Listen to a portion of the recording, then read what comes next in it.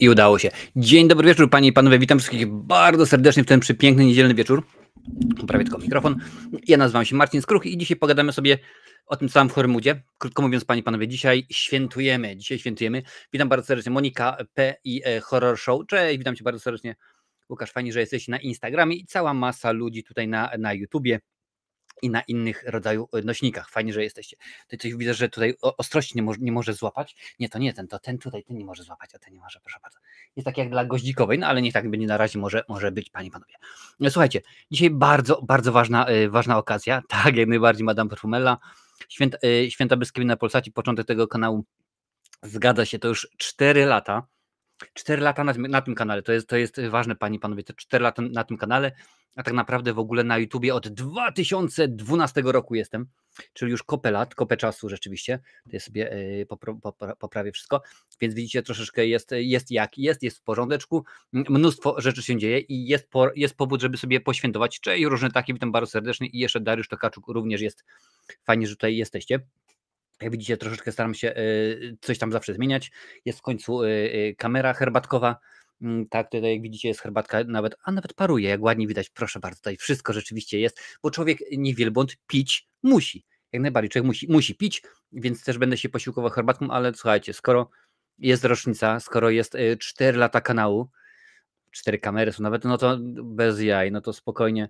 Jak to mawiali w Misiu, jak to było w Misiu, wiesz, taka ruda woda na kościach. Czy tam na myszach bodajże, rzeczywiście. Także tutaj ruda woda na myszach też jest przygotowana, panie i panowie. Będzie się dużo działo. Słuchajcie, już wam mówię, jaka jest agenda, jaki jest pomysł na dzisiejszy odcinek. Po pierwsze, przedstawię wam gości, którzy będą w nadchodzącym, powiedzmy, kwartale, no umówmy się, do końca roku, bo rzeczywiście kilka osób jest, tutaj nawet widzę, że jeden z nich w tym momencie jest na czacie, dogrywamy co prawda szczegóły, ale powiedzmy wstępnie cię, drogi kolego, zaanonsuję, ale dogadamy szczegóły kiedy. Bo to rzeczywiście tak będzie. Panie i panowie, powiem wam troszeczkę na temat odcinka, no a jak żeby inaczej, charytatywnego, bo oczywiście musi odcinek charytatywnych być, bo to już jest nasza tradycja, że zbieramy co roku pieniądze na Się Pomaga i w tym roku nie może być oczywiście inaczej. Opowiem o tym, kto już jest potwierdzony i opowiem o tym, jaka będzie formuła. Powiem wam o nowości na kanale, to będzie jak najbardziej. Zrobimy sesję Q&A, pytania i odpowiedzi. Troszeczkę powysyłaliście mi pytań, czy to na Instagramie, czy to na YouTubie, na Facebooku. Postaram się do nich odnieść, więc jak najbardziej będziemy się tutaj mówić, co mamy dla was.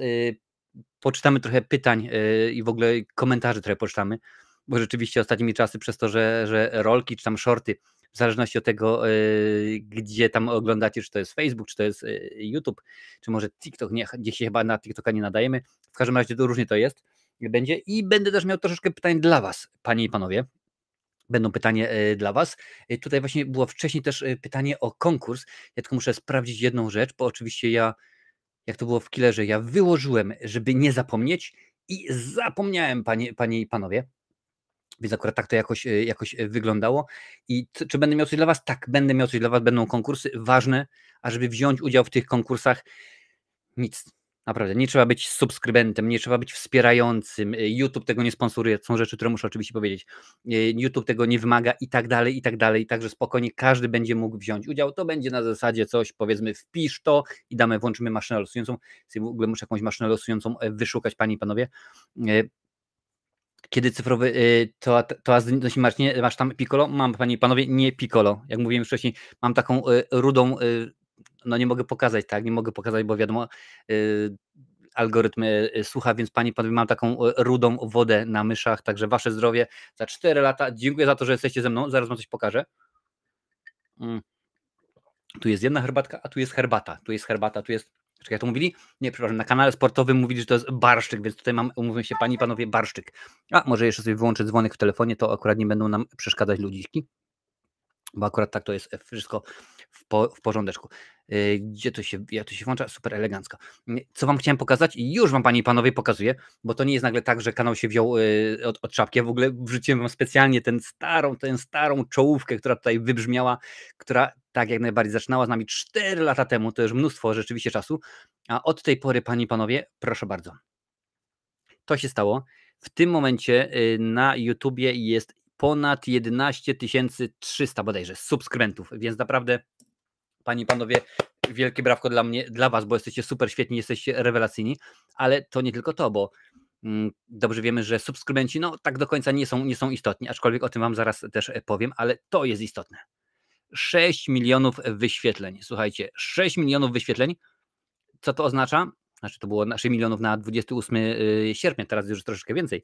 To oznacza ni mniej, ni więcej, że umówmy się, co szósty Polak mieszkający w Polsce, inaczej, co szósta osoba mówiąca po polsku, która sobie tam spokojnie w Polsce mieszka, obejrzała przynajmniej jeden odcinek, przynajmniej jeden materiał z naszego kanału, także dziękuję wam bardzo.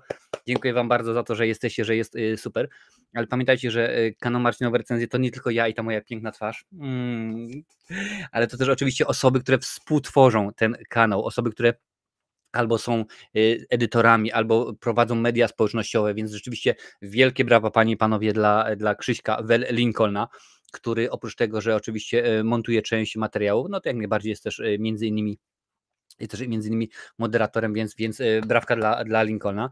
Jest Krzysiu Lesiu, panie i panowie. Krzysiu Lesiu to jest gentleman, który był tak samo pewnie jak większość z was, zwykłym widzem, aż pewnego dnia obejrzał recenzję Johna Wicka, którą poczyniłem i mówi, słuchaj stary, fajnie byłoby to powiększyć, zrobić coś większego i to właśnie on założył na Facebooku grupę Marcinowe Recenzje, tak się ładnie nazywa, piękna nazwa, to on ją założył, on ją moderuje, więc jak najbardziej wielkie brawka dla Krzysia oczywiście. Jest Wiktor, który prowadzi tym razem Discord, bo jak dobrze wiecie, ja się niespecjalnie w Discordzie odnajduję, spokojnie, YouTube, Facebooki i tak dalej, jak najbardziej. Ale akurat tutaj już jest z Discordem, jest słabiutko, więc akurat tak to rzeczywiście wygląda, że część ludzi tutaj jest, a poza tym jak najbardziej mamy tutaj, panie i panowie, też, muszę nawet zobaczyć, obejrzeć w YouTubie, też panie i panowie moderatorów i administratorów. A gdzie ty mi tutaj gadasz? Na YouTubie, no bo oczywiście nie mogło być inaczej, więc jak najbardziej wszystkim wam dziękuję. Też pogadamy o tym, że będę potrzebował kilka nowych osób, może nie zatrudnić, bo to duże słowo, bo jak najbardziej nie jest to fucha płatna, ale pewnie będę szukał osób, które mogą pomóc jak najbardziej w prowadzeniu kanału. Więc co mnie cieszy. Kolejna sprawa, panie i panowie, za którą wam, a nawet gdzieś tutaj się, proszę bardzo, mogę udostępnić, pewnie, że mogę udostępnić ekran, z którą chciałem wam bardzo podziękować.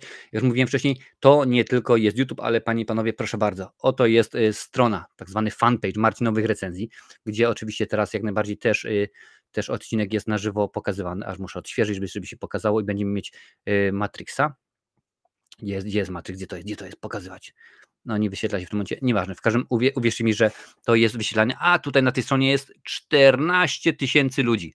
Było już 15, ale kilka osób musiało wycofać swoją obserwację, więc tutaj jak najbardziej też wielkie brawka dla was, bo to nie tylko oczywiście dzisiaj mówię, że to ja, ale to też wy jesteście tutaj, dosyć sporo materiałów wrzucam, jak na przykład taki, który pojawił się dopiero co, Sigourney wróć, Ellen Ripley, duża królowa obcego, a na to McCarthy, czyli Kurt Russell, nie, mała głowa pająka, więc rzeczywiście tutaj się dużo dzieje, dużo informacji, więc jeżeli chcecie wszystkie te informacje jak najbardziej, o Krzysiu Lesiu, witam cię, fajnie, że jesteś na Instagramie, właśnie mówiłem o tobie, że wszystkie te informacje są tutaj wrzucane, panie i panowie, więc możecie sobie spokojnie sprawdzać. Do tego jest jeszcze oczywiście TikTok, na którym jest 2200, 2500 jakoś tak obserwujących. Na Instagramie też jest około 2000 ludków, więc no jest jeszcze jak najbardziej X czy Twitter, nie wiem jak mówicie, no ale powiedzmy, że Twitter, żebyście wiedzieli jak najbardziej o co chodzi. Tam też jest kilka osób, no i jeszcze oczywiście kilka osób na LinkedIn, żeby nie wspomnieć tylko i wyłącznie o Discordzie, więc jak najbardziej dzięki wam, bo to jest, panie i panowie, około 30 000 osób, no bo domyślam się, że niektóre się powtarzają, wiadomo, na mediach społecznościowych, które po prostu stwierdzają, ok, no to my co niedzielę chcemy zasiąść, powiedzmy co piątek chcemy obejrzeć recenzję, czy wręcz przeciwnie, my interesujemy się tylko i wyłącznie shortami czy rolkami i to oglądamy. Także jak najbardziej wielkie brawka dla was. Zaraz przestanę wam oczywiście bić pokłony, bo tak jest. Wszystkiego najlepszego, dziękuję bardzo, jak najbardziej Madame Perfumella. Tam wiecie, kto się ukrywa pod tą nazwą Madame Perfumella, jeżeli nie, to wam nie zdrowie. Miło z Marcinem się stuknąć kubkami przez ekran, jak najbardziej, jeszcze raz, mam jeden kubeczek, musi na dzisiaj wystarczyć, bo na jutro rano do pracy. Także w porządeczku. Dzień dobry, witam. Cześć, fajnie, że jesteś, Błażeju. Bardzo miło, że tutaj wjechałeś, że jesteś. Jak widzicie, wróciłem do tego zestawienia z 3 kamerami. Nie jest to jeszcze do końca dopracowane, że tak powiem, bo mam problemy z kadrowaniem, aczkolwiek ta kamera, tylko muszę tutaj oczywiście zmienić, bo tu jest moja akurat to widzicie, teraz nie widzicie, proszę bardzo, tak specjalna mata pod łapy, muszę ją tutaj zmienić i tu będzie cały czas sobie herbatka sobie śmigała, herbatka, prawdziwa herbatka. A dzisiaj Earl Grey, panie i panowie, więc bardzo mnie to cieszy. Bardzo mnie to cieszy, że tak jest. Słuchajcie, zaczniemy może od gości. Ja sobie najpierw tutaj wpiszę też, muszę oczywiście rozdział, bo żebym wiedział dokładnie, panie i panowie, żebym dokładnie wiedział, jak to potem ładnie zrobić. Rozdziały, goście. Proszę bardzo, ciach, pach, prach.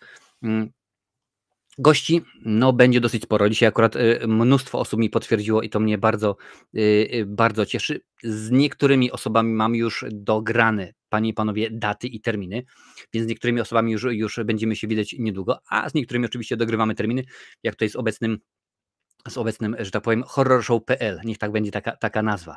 Więc panie i panowie, zacznę może od, nie no, po kolei miało być, tak jak mam zapisane, więc zaczniemy, panie i panowie, może od autora między innymi książki Mroczny Rycerz Gotham, szkice z kultury popularnej, proszę bardzo. Taka książka, oczywiście o Batmanie. Mowa o dżentelmenie, który nazywa się Michał Hudoliński, panie i panowie. Otóż, żeby było śmiesznie, mogę się pochwalić? Mogę się pochwalić. Książka jest oczywiście numerowana. Wiadomo, że jest więcej niż 100 kopii, ale jest numerowana. To jest, a za autografem, a nie widać? Tutaj widać? Nie widać, bo mi zaparuje.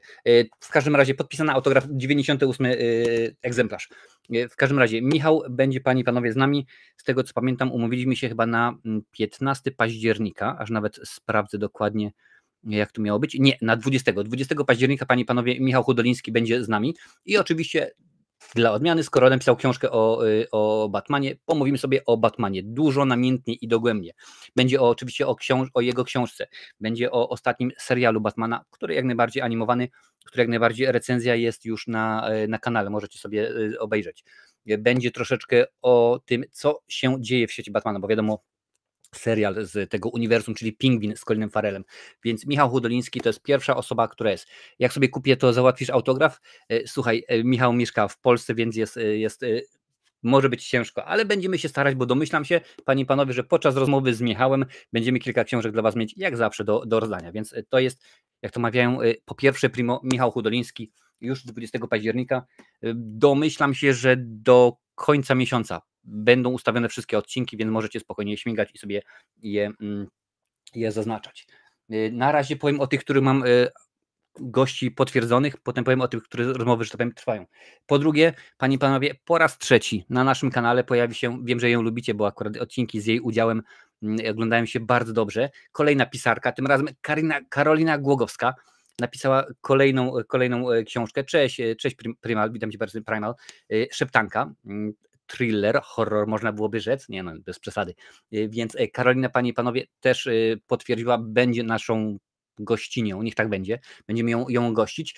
Tutaj akurat w przypadku Karoliny jeszcze nie mamy dogranego dnia, ale to rzeczywiście, to wszystkich gości, których dzisiaj przedstawiam, to będzie się działo w tym roku.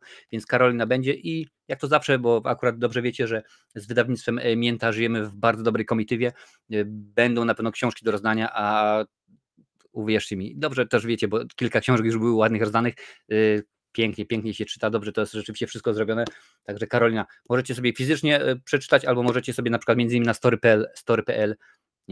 Storytel przeczytać albo przesłuchać, bo też jest w formie audiobooku, więc można jak najbardziej. Słuchajcie, świeżynka, dopiero dzisiaj mi potwierdziła kolejna pani i kolejna autorka książki, Ewelina, panie i panowie, Kasiuba, była już z nami. Ewelina już była z nami jakiś czas temu przy okazji swojej pierwszej książki. To jest oczywiście jej druga książka, czyli Władcy Świata, kontynuacja poprzedniej części, więc Ewelina również będzie z nami. Tutaj nie mamy w ogóle potwierdzonej daty, ale mam nadzieję, że będzie to szybciej niż później, więc rzeczywiście jak najbardziej będzie dużo się działo. Proszę bardzo, Wiktor, gdzie jest mysza, proszę bardzo, Wiktor Z. Karoliny Głogowskiej, mam książkę z autografem, wygrałem ją u ciebie, proszę bardzo, więc rzeczywiście warto jak najbardziej się śmigać, więc Ewelina będzie z nami, tak samo jak przy okazji Michała i Karoliny, tutaj też będą panie i panowie książki do rozdania, więc będzie dobrze. Zgadza się, Madame Perfumela. Marcin, my też się na Insta spotkamy. Jak najbardziej, panie i panowie, trzeba śledzić Madame Perfumelę, czy Kasię, jak tam wolicie, to rzeczywiście można spotkać. O, Bożena Markowska, witam cię bardzo serdecznie na Insta, fajnie, że jesteś. Więc rzeczywiście, panie i panowie, tutaj można śmiało powiedzieć, że będzie się dużo działo, przynajmniej jeżeli chodzi o autorów książek, a to są rzeczywiście zacne pozycje, więc nic tylko się cieszy. Tutaj sobie skreślę, o kim już oczywiście mówiłem, panie i panowie. Więcej. O kim jeszcze nie powiedziałem, a kto już jest potwierdzony. Dosłownie ze 2, może 3 godziny temu, tak mi się wydaje, potwierdził udział Łukasz z horrorshow.pl, panie i panowie, więc Łukasz będzie naszym gościem. Jest jedno wielkie, tak, niech tak będzie, oczywista oczywistość, jak mawia kabaret. Dobrze wiecie, że już niedługo skończymy omawiać filmy Dario Argento w cyklu Kultowe Horrory. Wszystko już obejrzałem. Nie. Wszystko prócz jednego filmu. Nie obejrzałem do tej pory Syndromu Stendala. Niestety nigdzie tego filmu nie mogłem dorwać. Jak już go dorwałem, to się okazało, że jest włoska wersja i nawet nie było, już nie mówiąc o polskich, ale angielskich napisów, więc tego nie mam. Jeżeli macie gdzieś jakiś dostęp, może nie wiem, macie na CDA Premium albo jakaś inna platforma, gdzieś wiecie, że jest Syndrom Stendala dostępny, dajcie mi znać, sobie wtedy wykupię i obejrzę. Więc jak najbardziej Łukasz się pojawi, pomówimy sobie o Giallo, bo na pewno oczywiście lubicie, no mnóstwo osób tutaj jest, które kocha Giallo, ja się też zakochałem przez właśnie Dario Argento, więc to rzeczywiście będzie dobrze wyglądało, więc horrorshow.pl się pojawi i bardzo szybko domyślam się, ponieważ mówię, w ciągu 3 tygodni kończymy Dario Argento, więc pewnie do końca września. To jeszcze oczywiście ustalimy z Łukaszem, kiedy będzie. Panie i panowie, wysłałem zaproszenie i czekam na odpowiedź, a nawet wiecie to, odświeżę sobie, tak mam, nie udostępniam wam mojego Gmaila, więc zobaczę tutaj, czy jest. Nie ma, panie i panowie, ale wysłałem zaproszenie do jednego z youtuberów, którymi ostatnimi czasy więcej oglądam, można byłoby tak, żeby akurat jego streamy są takie fajne, kilkugodzinne, a dobrze wiecie, że jak coś się robi, to powiedzmy koszenie trawy, czy jakaś taka inna czynność, która trwa wiele godzin, to dobrze jest sobie spokojnie wziąć i wrzucić sobie kilkugodzinny stream, więc wysłałem zapytanie do tego gentlemana. Jeżeli się pojawi, to panie i panowie, to będzie naprawdę potężna petarda, bo on jest streamerem, co się zowie. Zawsze jest u niego mnóstwo osób, zawsze rzeczywiście ciekawe informacje padają. Jedna konkretna kategoria, ale jeszcze nie mogę powiedzieć, ponieważ nie jest potwierdzony. Zaraz wam oczywiście tutaj przeczytam pytanie, bo widzę, że coś tutaj się pojawia. Kolejna sprawa to jest, panie i panowie, stand-uper, z którym mam bardzo dobre relacje i też zapytałem, aczkolwiek tutaj nie ma żadnej na razie odpowiedzi. Mam nadzieję, że nie będzie tak jak przy okazji poprzednim razem, jak pewnego stand-upera zapytałem, to było mniej więcej w okolicach 3000 subów, jak zapytałem, czy będzie miał ochotę pojawić się na naszym kanale, on stwierdził, nie, no co ty w ogóle, ja to też rzeczywiście teraz chcę się spotkać z większymi youtuberami, bo chcę swój kanał, żeby jego kanał rósł. Minęło kilka lat, nasz kanał ma już ponad 11 000 subów, a jego kanał nadal gdzieś tam w okolicach 3000, więc zobaczymy jak to będzie i jak tylko będzie potwierdzone, to dam wam znać. Zresztą wspierający, którzy tutaj są, już wiedzą od jakiegoś tam czasu, kto będzie na live charytatywnym, kto rzeczywiście jest potwierdzony, bo akurat tamte informacje im wrzucam na bieżąco. Kolejna sprawa. Jest jeden muzyk bardzo znany, też nie mogę niestety powiedzieć, ponieważ nie jest potwierdzony, aczkolwiek jest to muzyk bardzo znany w ten sposób, że jakbym powiedział wam nazwę zespołu, w którym występuję, no to w tym momencie i wy kojarzycie, i wasze mamy, wasze ojcowie pewnie też kojarzycie, więc jeżeli tutaj wszystko będzie fajnie, no to tutaj będzie też wielka petarda. Trwają rozmowy. Najprawdopodobniej między innymi aktor, którego możecie znać z seriali Doctor Who, możecie go znać z Andora, czy chociażby Gwiezdne Wojny Rogue One, albo teraz jak najbardziej z Pierścieni Władzy, Matthew Dale, który występuje w tychże produkcjach, też jak najbardziej zgodził się, tylko musimy dograć szczegóły. No on jest teraz akurat troszeczkę zapracowany, co mnie bardzo cieszy, więc zobaczymy jak to będzie, tym bardziej, że to jak mówię, akurat Matthew Dale jest Brytyjczykiem, więc to byłby wywiad po angielsku. Zobaczymy, czy uda się go zrobić na żywo, czy będziemy musieli po prostu go nagrać i tak samo między innymi jak z Kenem Carpenterem będzie po prostu potem wrzucony jako premiera. To już będzie wszystko do dogrania i pożyję Uvidiem, więc zobaczymy jak to będzie. I to są wszystko osoby, które się mają pojawić do końca roku, więc jak widzicie napakowany program jak autobus do Lichenia. I jeszcze jedna osoba, jest to reżyser filmów grozy. Nie, już od razu mówię, nie jest to Mark Polonia, bo tutaj pewnie Wiktor zaraz będzie Mark. Nie jest to Mark Polonia, aczkolwiek krótka piłka, został mi on polecony. Inaczej, nasz wspólny znajomy mówi, słuchaj, mam znajomego, który robi takie, a nie inne filmy, też wywiad anglojęzyczny, fajnie byłoby, jakbyś z nim sobie pogadał, więc teraz czekam tylko i wyłącznie na udostępnienie przez niego, bo jeszcze nie jest dystrybucji ostatniego jego filmu, który będę mógł, powiedzmy sobie, obejrzeć. I kiedy to uczynię, to właśnie na podstawie o tym filmie troszeczkę sobie pomówimy, także będziemy sobie dużo gadać. Już tutaj cofam sobie troszeczkę czas i już patrzę, co tutaj się dzieje. Dobra, Wiciu, cześć, witam Cię bardzo serdecznie. Siema Marcin i wszyscy. Z dobry rok mnie nie było, kurde, stary, normalnie. Żółta kartka, Wiciu, żółta kartka. Jeszcze 2 żółte kartki i czerwona i wynosi się z boiska. Także fajnie, że jesteś.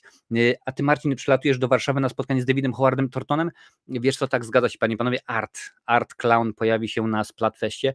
Wiesz co, dopiero wczoraj albo przedwczoraj dostałem tę informację od Juliana z kanału Brody z Kosmosu, więc on tam rzeczywiście wrzucił. Zobaczę naprawdę, tym bardziej, że akurat mam na Facebooku, że tak powiem, znajomych, mogę tak powiedzieć, mam osobę, która jest jedną z współtwórczyń Splatfestu, więc zobaczymy, co się będzie działo. Harceli, witam Cię bardzo, bardzo serdecznie.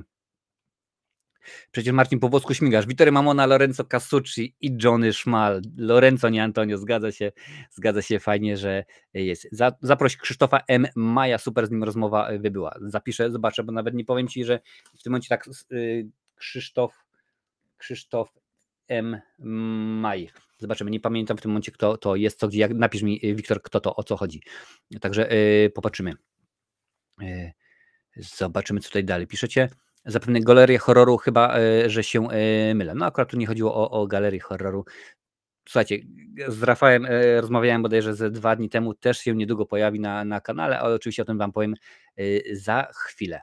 Karolina i Ewelina, obie panie super, fajnie, że będzie i Łukasz, też fajnie, że będzie, a i 100 lat dla kanału. Dziękuję bardzo, Adalet, dziękuję, fajnie, że jesteś. Także widzicie panowie i panie, że to się rozwija, bo to teoretycznie w praktyce też mógłbym powiedzmy, okej, no to dobra, no to 5 razy do roku się pojawi Galerian, z 5 razy będzie Ormando, Lincoln i tak dalej, ale trzeba po prostu nowych przedstawiać twórców. Ja nieraz wczoraj znalazłem fajny kanał na YouTubie, relatywnie nowy, bodajże założony w maju, tam chyba 200 subów, ale tak facet fajnie mówi o filmach, że już sobie go oznaczyłem i mam go zaznaczonego, że jak najbardziej trzeba będzie sobie go pewnie gdzieś tam ściągnąć i zobaczyć, co może powiedzieć. Cześć Max, witam Cię bardzo serdecznie, fajnie, że jesteś. Krzysztof Maj to bardziej klimatyki, fantastyki i światotwórstwa, spoko, live tematyczny mógłby być. Sprawdzę sobie, zapiszę, bo rzeczywiście akurat fantastyka nie jest mi obca.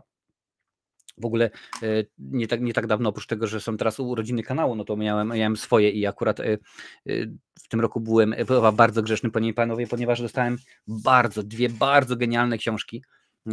Obie są oczywiście w tematyce, którą kocham, czyli po pierwsze to jest The Blues Brothers, żeby było widać całe, The Blues Brothers, czyli o tym, jak powstawał nie tylko film, ale skąd się wziął zespół, o ich występach w Saturday Night Live i tak dalej, po prostu świetna sprawa, gruba, bo rzeczywiście to ma kilkaset ładnych stron, ponad 400 stron, więc super świetna sprawa.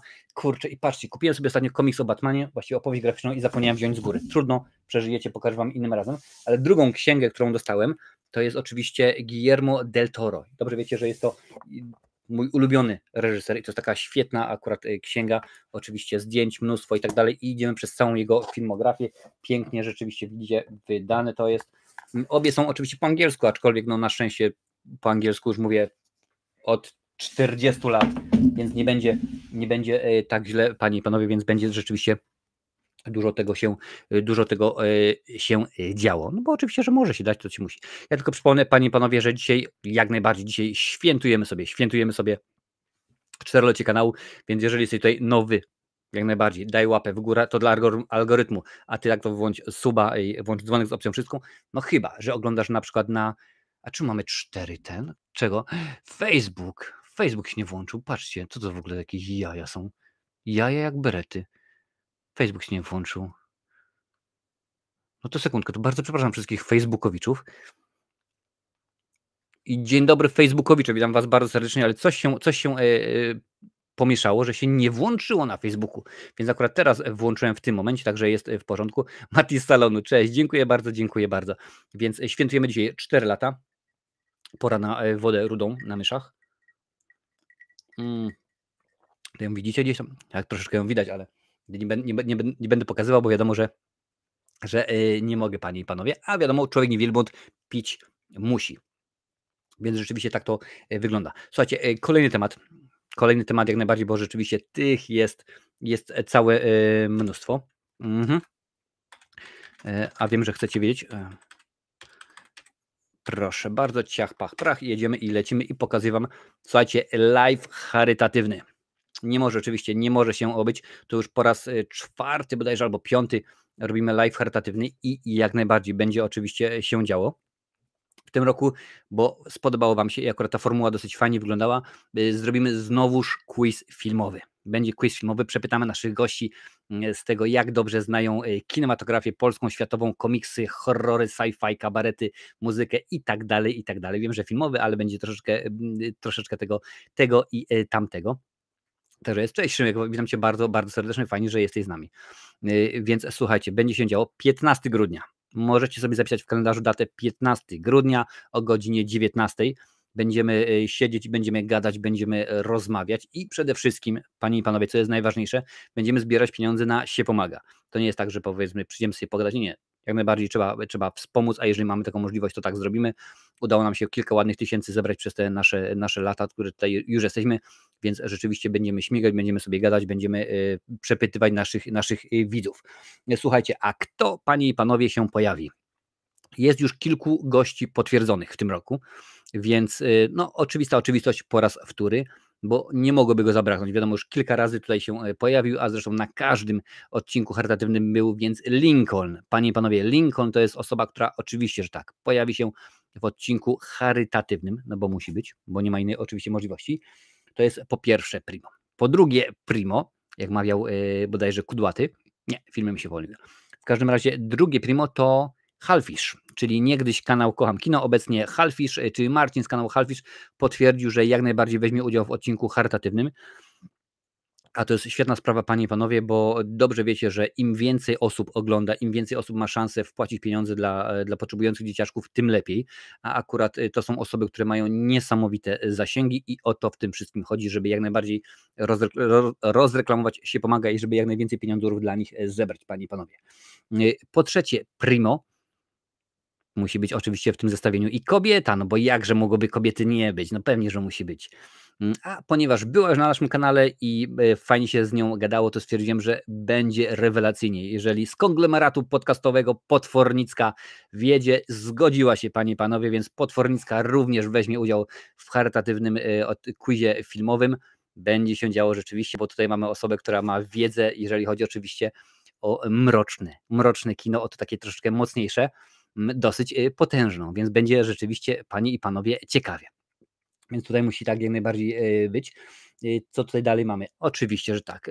Kolejny gentleman, dopiero co o niego pytaliście. No jak pytacie o niego, to ja nie będę takim, że nie, w tym roku Galeriana nie będzie. Oczywiście, że Galeria Horroru będzie w trakcie quizu świątecznego. Potwierdził Rafał kilka dni, więc oczywiście, że się pojawi i będzie, panie i panowie, tutaj dobrze, będzie mocno, będzie naprawdę bardzo, bardzo ciekawie, no bo facet ma dużą wiedzę, co tu dużo mówić na temat wszelkiego rodzaju straszaków, więc będzie mogli skonfrontować jego z Potwornicką, kto ma większą wiedzę, panie i panowie.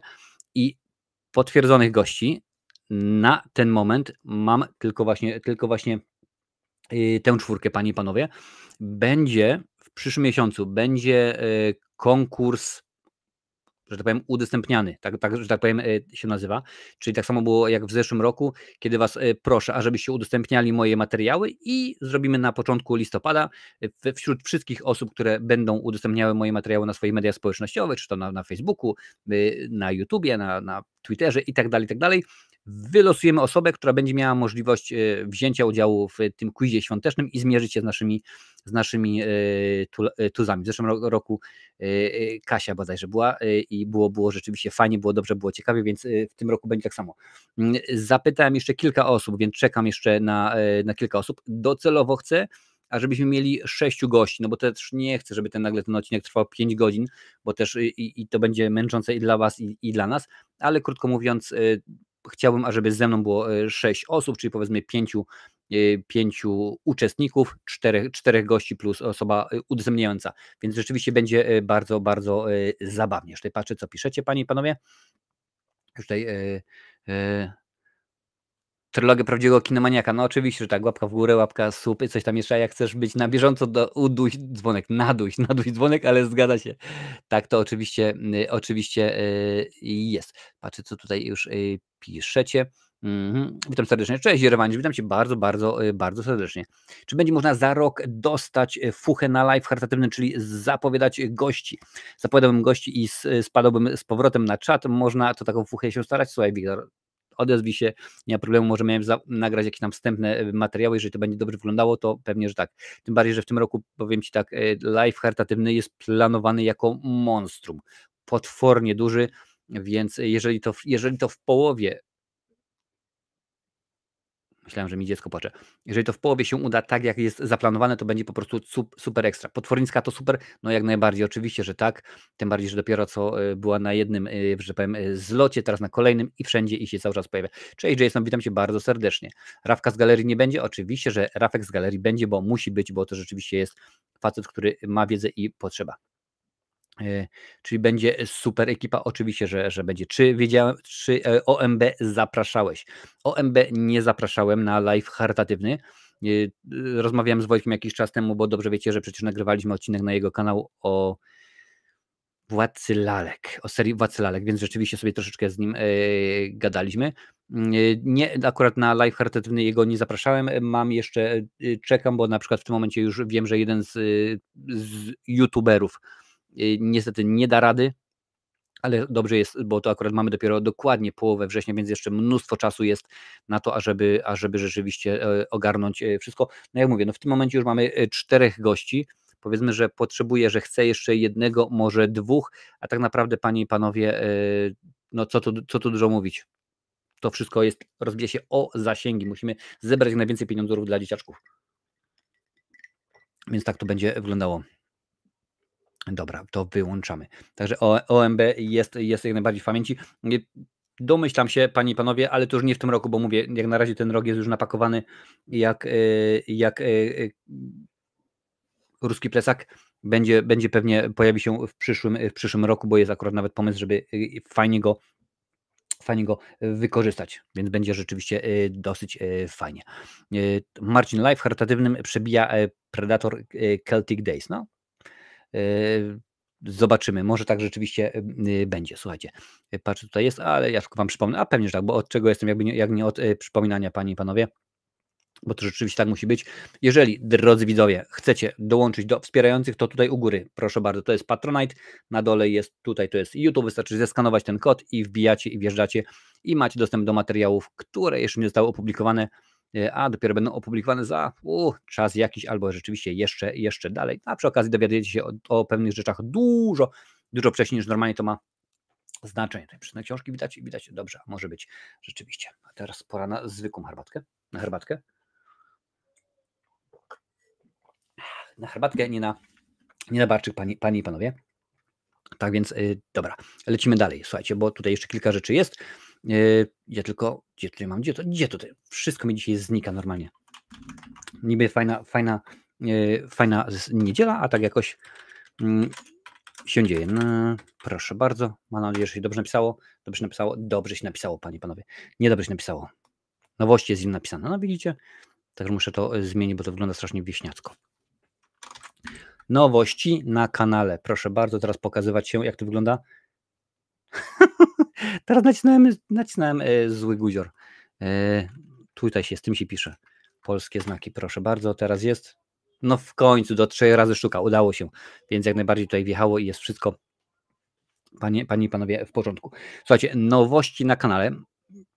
Wiadomo, że zawsze są mile widziane, bo tak to jest akurat w życiu youtubera, że ktoś, w sensie ja coś robię, wy lubicie oglądać pewne rzeczy was w ogóle nie interesują, więc nagle dochodzi człowiek do wniosku, że okej, no to tego musi być mniej, tego w ogóle nie powinno być.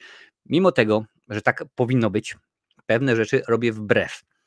ponieważ robię wbrew, ponieważ pewne rzeczy lubię robić i zostają. Na przykład lubię się z wami spotykać na żywo, a akurat odcinki na żywo to nie jest rzecz, którą bardzo lubicie.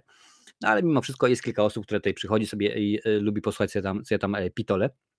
Więc to zostaje. Ale panie i panowie, co będzie z nowych rzeczy? Już niedługo, czyli tak naprawdę chyba w przyszłym tygodniu, pojawi się długi, naprawdę bardzo długi odcinek o serialu Przyjaciele. Czemu? Krótka piłka, jest rocznica, jest 13 okrągła rocznica, jak to mówili w Misiu. W każdym razie pojawi się długi materiał o serialu.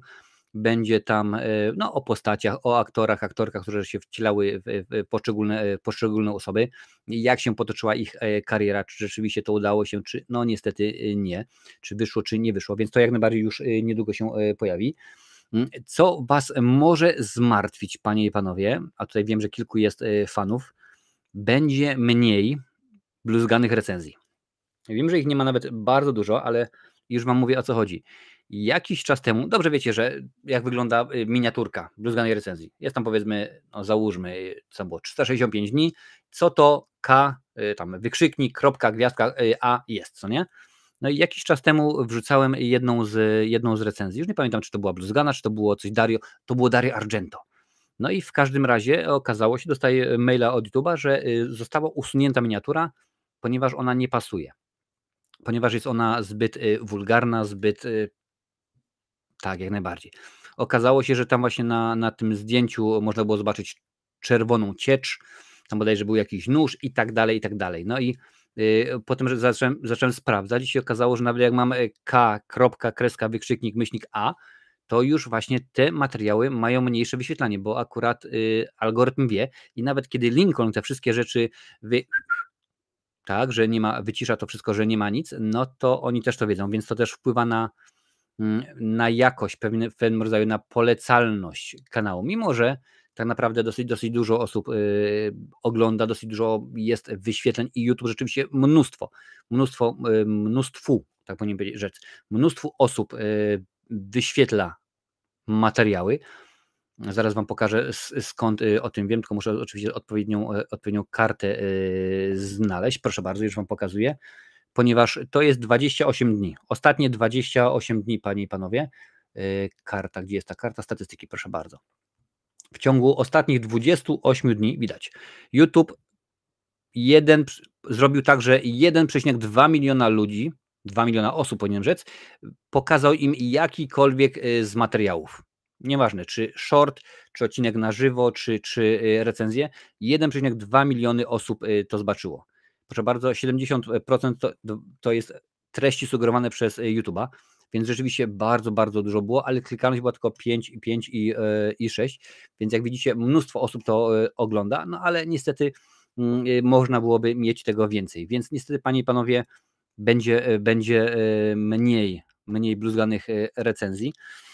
Jeszcze pewnie się jedna przy okazji Dario Argento trafi, bo miałem niestety, chciałem powiedzieć okazję, ale na pewno to nie była okazja, obejrzeć film Dracula 3D i to jest po prostu koszmar, tego się po prostu nie da oglądać, panie i panowie, no ale trudno, no co tu dużo mówić, tak to rzeczywiście jest. Cześć Kudłaty, witam cię bardzo serdecznie, fajnie, że jesteś. Dobrze, że się pojawiasz.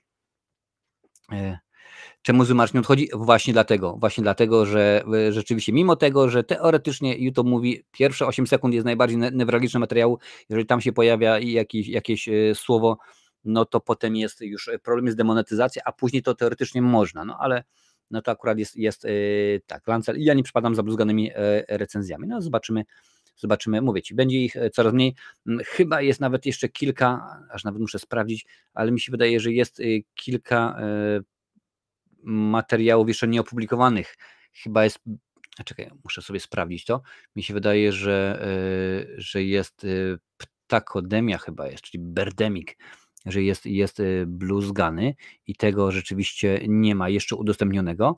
Mi się wydaje, że może ze 2 albo 3 takie recenzje są, już tutaj patrzę, niepubliczne co jest.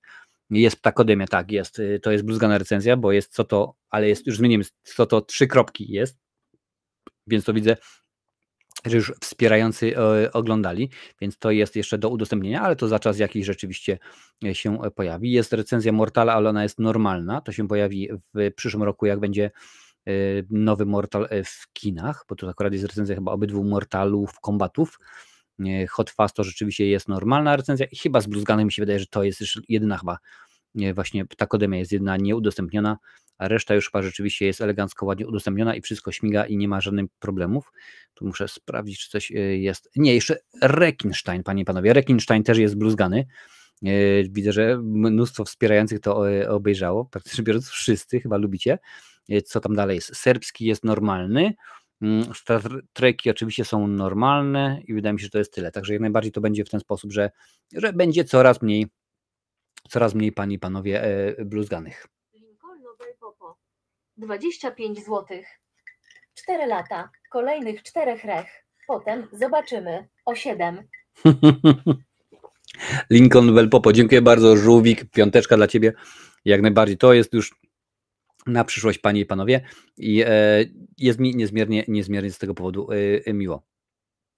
Patrzę, tutaj już piszecie. Życzę kolejnych 4 świetnych lat z YouTube. No,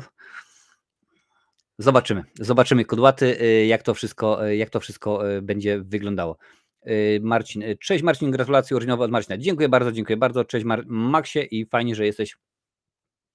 I dziękuję bardzo również Adasiowi, że jesteś i gratulujesz. Dobra, co mówiłem? O przyjaciołach mówiłem, o bluzganych mówiłem. Panie i panowie, chcecie czy nie, lubicie czy nie? Inaczej, nie lubicie.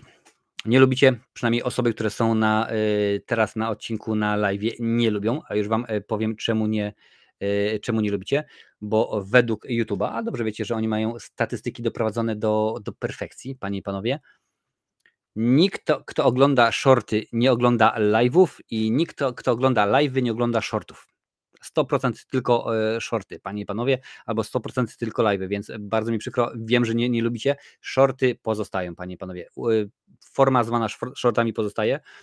Ostatnio tam jest coraz bardziej popkulturowo, nie tak bardzo filmowo, chociaż akurat tak powiedzmy co drugi, trzeci short wjeżdża mimo wszystko informacja o tym, że Miles Morales opóźniony, albo że coś tam się dzieje, czy James Cameron pisze scenariusz do nowego Terminatora. Ostatnimi czasy mimo wszystko bardziej się skupiam na popkulturze, czyli powiedzmy Natalia Janoszek, Kaźmierska, detektyw John Rambo Rutkowski i tak dalej, ale shorty pozostają, bo akurat rzeczywiście jest mnóstwo osób, które je ogląda, mnóstwo osób, które chce, a wiem akurat, że to będzie inna. Czy będzie jakiś konkurs? Będzie jakiś konkurs, Martin, spokojnie damy radę.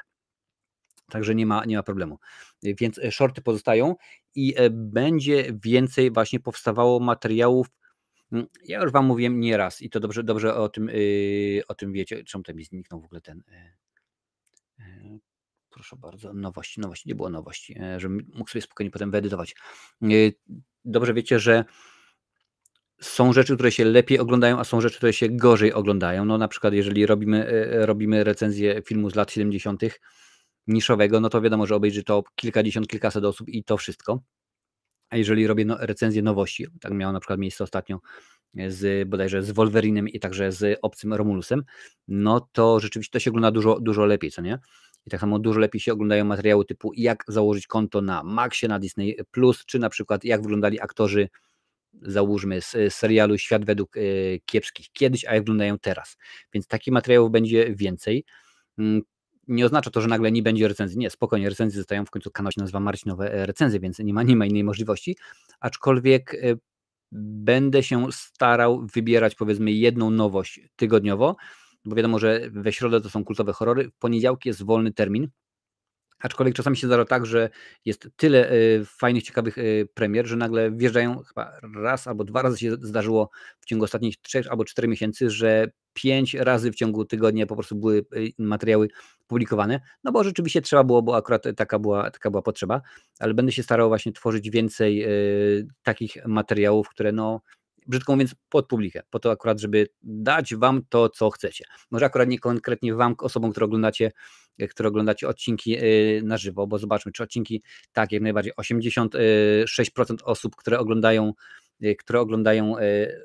tylko filmy, 8% osób ogląda tylko na żywo, a oba formaty, czyli odcinki na żywo i recenzję ogląda według YouTube'a tylko 6%. To jest oczywiście informacja z ostatnich 28 dni.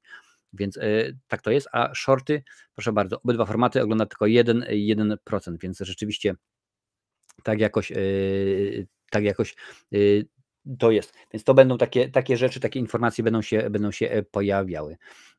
Wiktor Z. Ja oglądam shorty, live, recenzje, a nawet filmy niezależne Marcina i też je oglądam. No i dziękuję bardzo, Wiktor, i to akurat wiem, ale tak jak mówię, jak tutaj pokazuje właśnie YouTube, jesteś w 1%, co mnie bardzo cieszy. Dlatego ja proponuję współpracę. Mogę się polecić na przyszłość.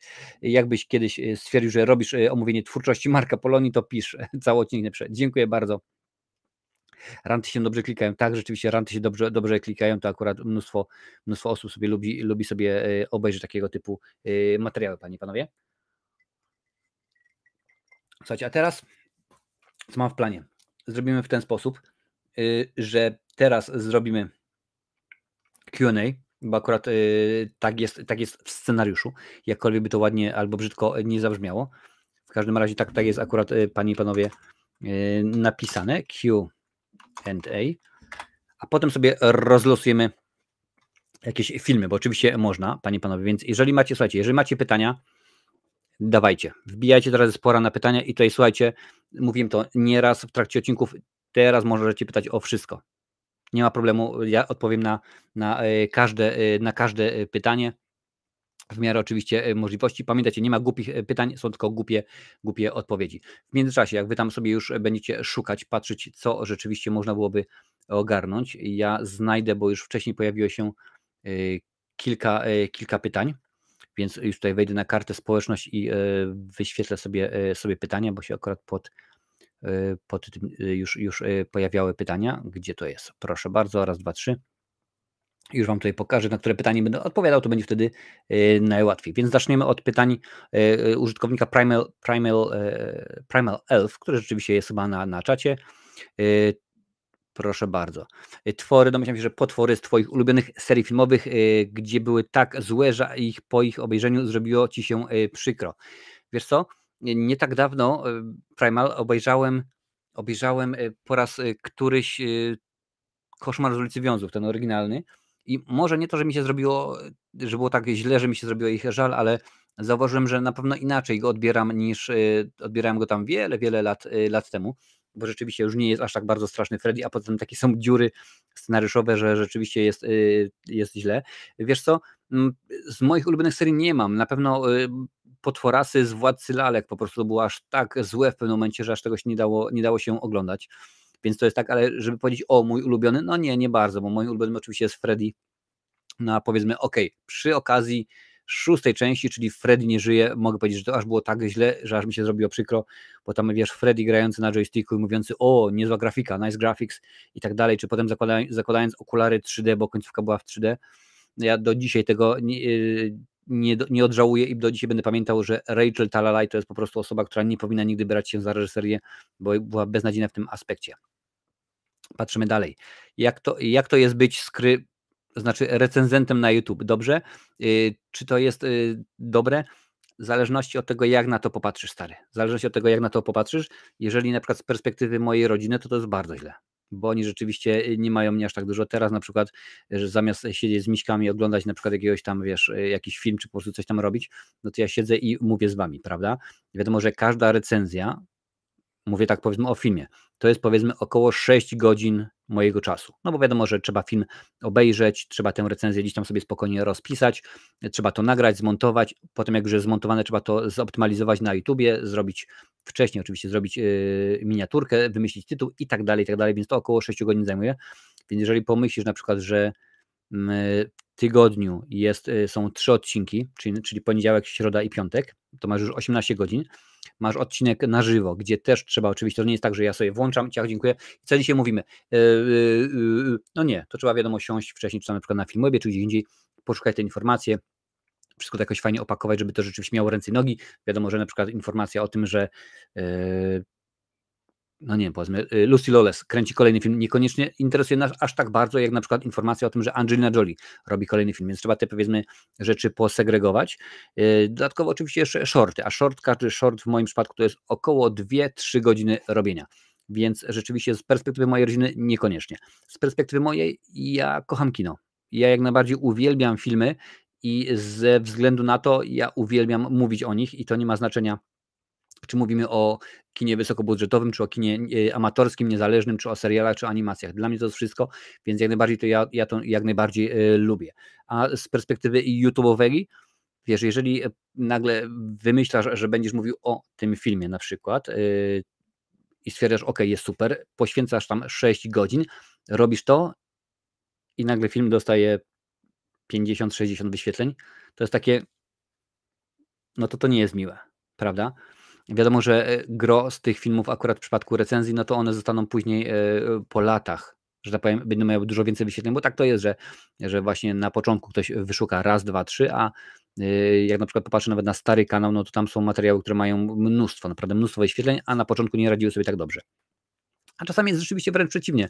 Masz materiał, na którym się w ogóle nie będziesz super, nie poświęcisz mu aż tyle czasu i nagle odpali i stanie się dobrze. I trzecie pytanie, czy uważasz, że kreskówki i ogólnie animacje w wielu kwestiach, jak scenariusz czy budowanie historii bohaterów, przebiją wielomilionowe kino? Dla mnie tak, ale mogę być w mniejszości.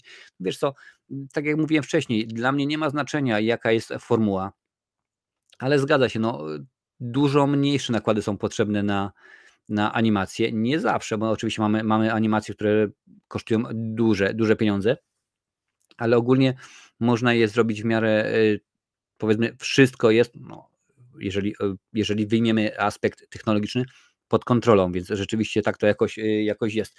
Czy tak się może stać? Scenariusz, budowanie historii? Wydaje mi się, że akurat tutaj nie ma znaczenia, wiesz, czy mamy do czynienia z animacją, czy z filmem pełnometrażowym. Jeżeli masz dobry scenariusz, to po prostu masz dobry scenariusz i to wszystko, wiesz. Więc nie ma znaczenia według mnie, czy to jest w ten, czy inny sposób. Słuchajcie, kolejne pytanie, tym razem od filmowego 279. Po pierwsze, czy wrócisz kiedyś do Polski? Filmowy na stałe raczej nie. Może na emeryturę. Na razie mi się tutaj rzeczywiście dobrze żyje, a poza tym mamy własny dom, więc pewnie nie widzę, a poza tym uwierzcie mi, taki jest syf w tym momencie polityczny w Polsce, że nie chce mi się jechać i kłócić i tak dalej. Czy masz rodzeństwo? I jak najbardziej, mam 4 siostry i brata. Z jakiego miasta pochodzisz? Urodziłem się w Dębicy, ale mieszkałem całe życie w Polsce, mieszkałem całe życie w Tarnowie, czyli 24 lata mieszkałem w Tarnowie. Tak to jakoś było, a Joker pisze, stary, gratuluję, 4 lata na YouTubie. Dziękuję bardzo, ale tu Jokera mamy oczywiście tutaj na YouTubie, bo to jest jak najbardziej Adaś, panie i panowie. Już tutaj cofnę pytania, które żeście zadawali. Gdzie tutaj się gdzie to się zaczęło, proszę bardzo. Jak? Znalazłeś te zeszyty, o których kiedyś mówiłeś? Nie znalazłem tych zeszytów. Najprawdopodobniej one zostały w Tarnowie i kiedyś jak w końcu do tego dojdzie, że wynajmę sobie vana, żeby przeprowadzić się na stałe już z wszystkimi gratami do Irlandii, pewnie wtedy je odnajdę. Marcinie, czy obejrzysz, a natomiast zrecenzujesz Mickey's Mouse Trap? Możliwe, wiesz, to zobaczymy, bo jeżeli pamięć mnie nie myli, to jest oczywiście to jest z Puchatkoversum, a akurat ja jestem fanem drugiej części Kubusia Puchatka. Pierwsza była słaba, druga niekoniecznie. Jacy są recenzenci filmowi i jakich oglądasz? No i słuchajcie, tutaj akurat sobie od razu odpalę moje subskrypcje, żeby było. Mówisz o recenzentach filmowych, więc tutaj nie będę wymyślał i kombinował. Po pierwsze, to jest, nie wiem, czy to jest kolejność alfabetyczna, od kiedy subskrybuję. W każdym razie pierwszy jest Ormando, panie i panowie, więc Ormando jak najbardziej sobie oglądam. Po drugie, to jest nowy nabytek, dopiero subskrypcja z tego tygodnia. Świat Filmu się nazywa, a właściwie czekajcie, wam to mogę pokazać. To będziecie wiedzieli dokładnie o kim mówię.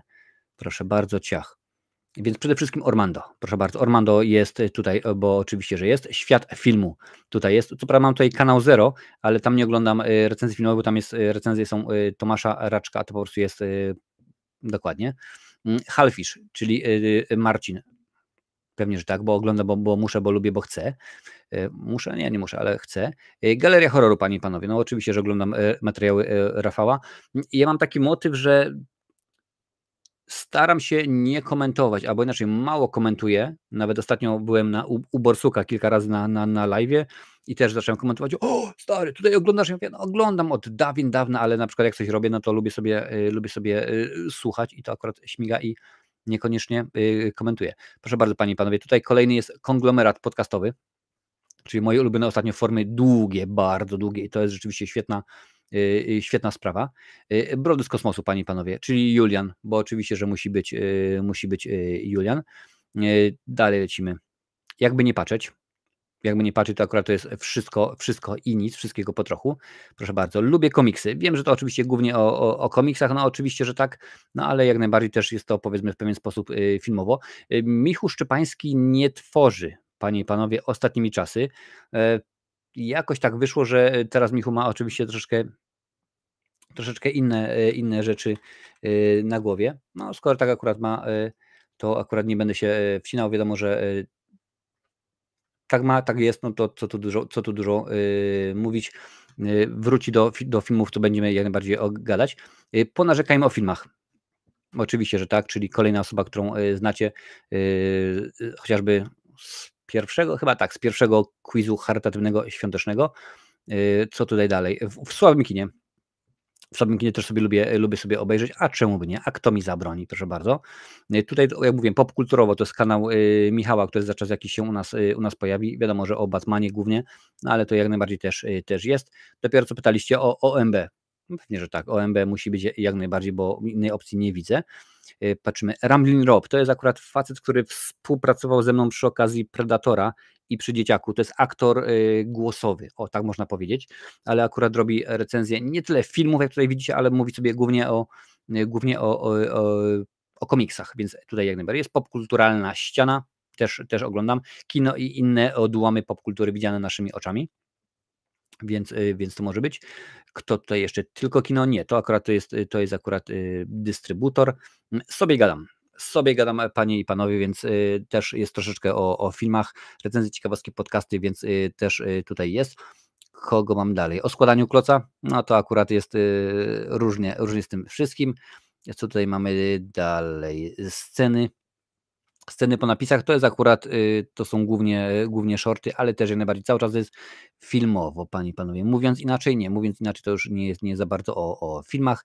Straczewski, u Straczewskiego się nic nie dzieje w ogóle. Jeżeli jest Straczewski na czacie, a widzę, że jest Straczewski na czacie, to stary normalnie żółta kartka za to, że się nic nie dzieje.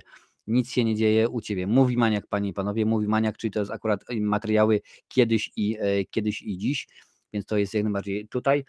Kogo tutaj jeszcze patrzę z filmowych rzeczy, z filmowych recenzentów, kogo moglibyście kojarzyć? Czy Michał Kanclerz to jest? Nie, to nie jest ten. O, proszę bardzo, jest Wiktor. Wiktor Weprzęć, niegdyś KFK. Ja najbardziej też mam Wiktora, ale on bardzo rzadko publikuje. On teraz się głównie skupia na imersji.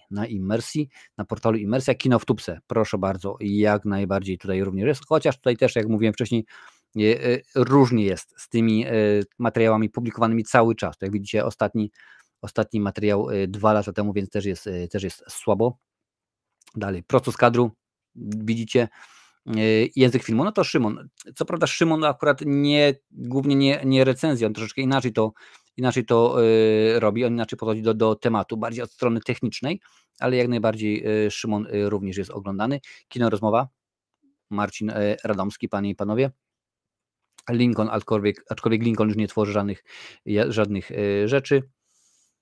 Co to jeszcze jest? Just Culture Filmy, panie i panowie.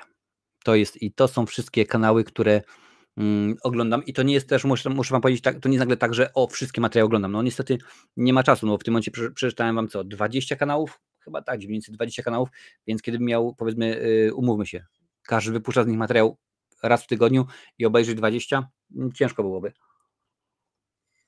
A jeszcze do tego dodajcie, powiedzmy, materiały tam, powiedzmy, sportowe czy jakieś takie inne, to byłoby rzeczywiście grubo.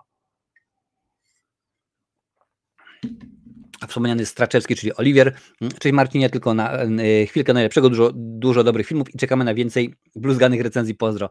No widzisz, jak ty się nie wstrzeliłeś, no ale tak to rzeczywiście już jest. Lancel pyta, panie i panowie, top 3 horrorów w gęstym klimacie, które poleciłbyś sobie zaczynających horrorów, a przygodę. To nie chodzi o mnie ogólnie. W gęstym klimacie, to wiesz, musiałbyś sprecyzować bardziej o co chodzi, aczkolwiek mógłbym powiedzieć spokojnie, żeby obejrzeć Obecność, czyli Conjuring, bo rzeczywiście tutaj jest dobrze, nie wszystkie filmy, ale akurat tutaj jest rzeczywiście dobre, żeby coś innego, bo to akurat mamy głównie duchy, ale powiedzmy na przykład coś w stylu hardkorowym, to Piła. Pio jak najbardziej można polecić, mimo że ten sam twórca, wiem, że James Wan, ale dobrze. I tu bym jeszcze, żeby było jeszcze inaczej, poleciłbym Latarnię, Lighthouse z Pattisonem, a także z Willemem Dafoe. Genialny, naprawdę genialny film. Inny, wiesz, tak samo jak możemy powiedzieć na przykład The Witch, prawda, Czarownica. Też inne straszenie, ale rzeczywiście dobre, warte jak najbardziej obejrzenia. Patrzę, kto dalej przyjdzie. Już proszę bardzo. Wiktor, ostatnio mówiłeś, że twoja córka poznaje świat horroru. Co ostatnio oglądała z tego gatunku? W piątek oglądaliśmy animację Resident Evil. Już ci zaraz powiem nawet jaką, bo sobie zapisałem, ponieważ będzie z tego za czas jakaś pewnie recenzja. To czy z tej strony, czy z tej strony? Proszę bardzo. Resident Evil Vendetta oglądaliśmy, Vendettę, więc akurat to było ostatnio, ale wcześniej też widzieliśmy kilka rzeczywiście zacnych produkcji, więc to było ostatnio. Będziesz robił szybkie recenzje filmów jak Brody z kosmosu? Nie będę robił szybkich recenzji.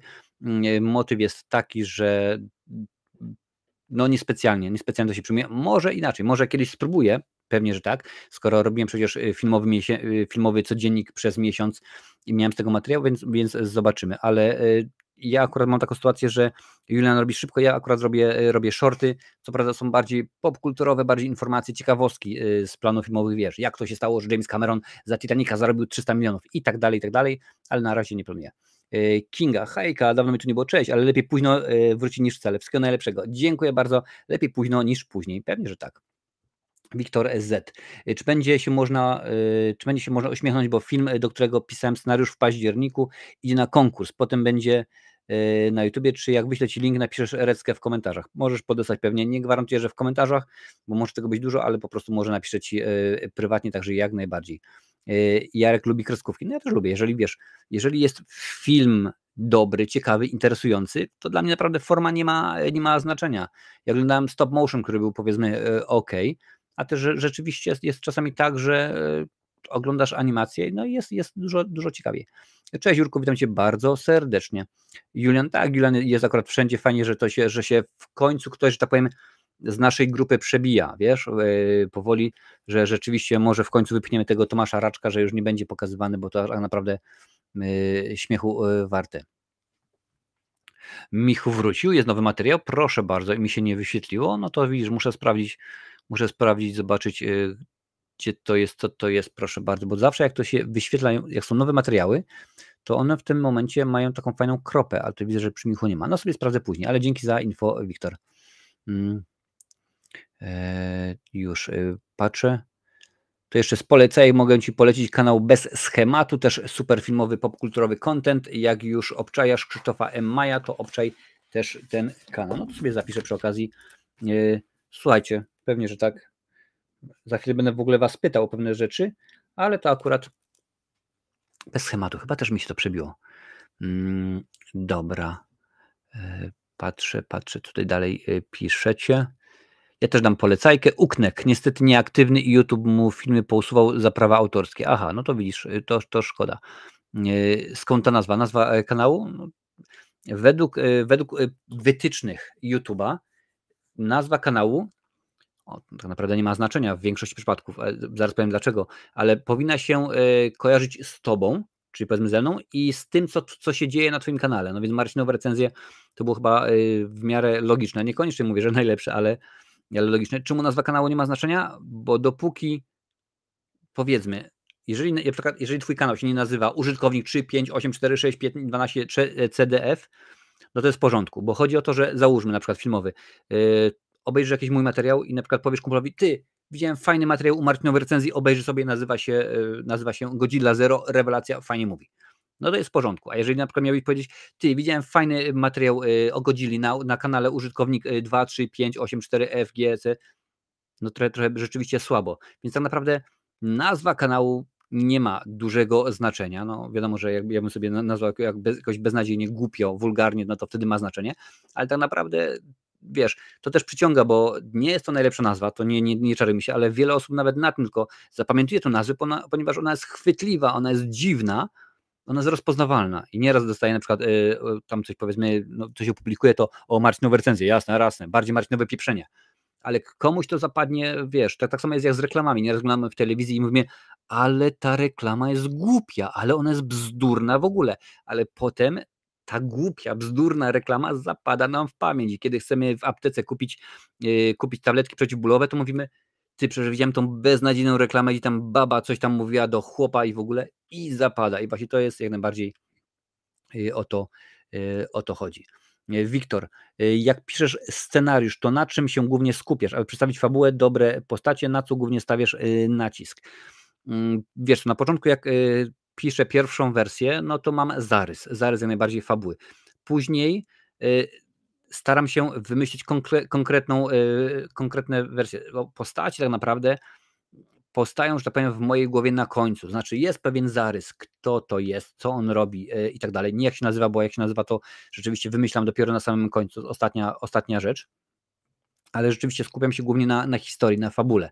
Ona musi być dopracowana, bo jeżeli jest, no wiesz, możesz mieć najciekawszą postać rewelacyjną, która się pojawi w 15 minucie twojego filmu, ale jeżeli przez te 15 minut wcześniej nic się nie będzie działo, to ludzie tego nie oczekają. Nie będą czekali, nie będą chcieli zobaczyć, mówię, o dobra, 15 minut wysiedziałem, więcej nie mogę, wychodzę. I w 17 minucie wchodzi twoja ulubiona postać. Więc skup się głównie na fabule.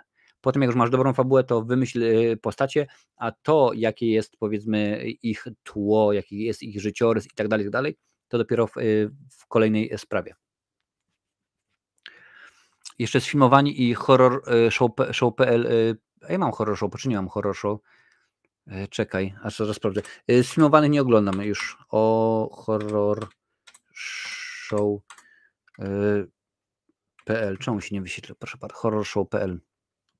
Nie miałem subskrypcji, proszę bardzo, już jest i to musi być wszystko. Nie wiem, jakoś musiałem przegapić. Sfilmowanych już dawno nie oglądam, bo nawet nie wiem czemu, przyznam. Chyba akurat przestałem wtedy mniej więcej, jak przestałem Kinomaniaka też oglądać. A Łukasza? Tak, ja najbardziej Łukasza sobie lubię zobaczyć. Wiesz, to jest akurat już kolejny kanał horrorowy, który obserwuję, więc akurat tutaj też jest dużo osób, które chcą tam gdzieś, powiedzmy, w jakiś sposób te filmy oglądać.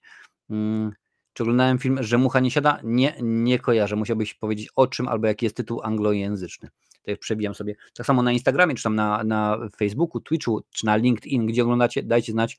Możecie pisać pytania. Tylko sobie wleję herbatkę.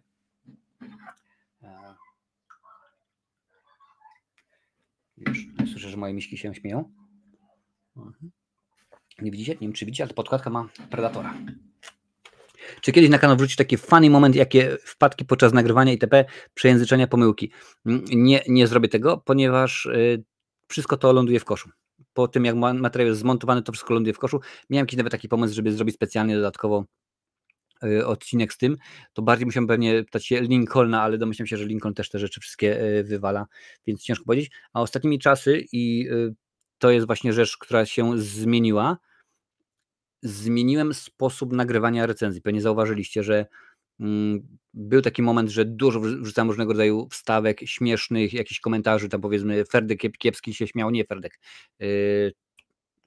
Krawczyk z Miodowych Lat się śmiał, czy coś innego i w ogóle i tak dalej.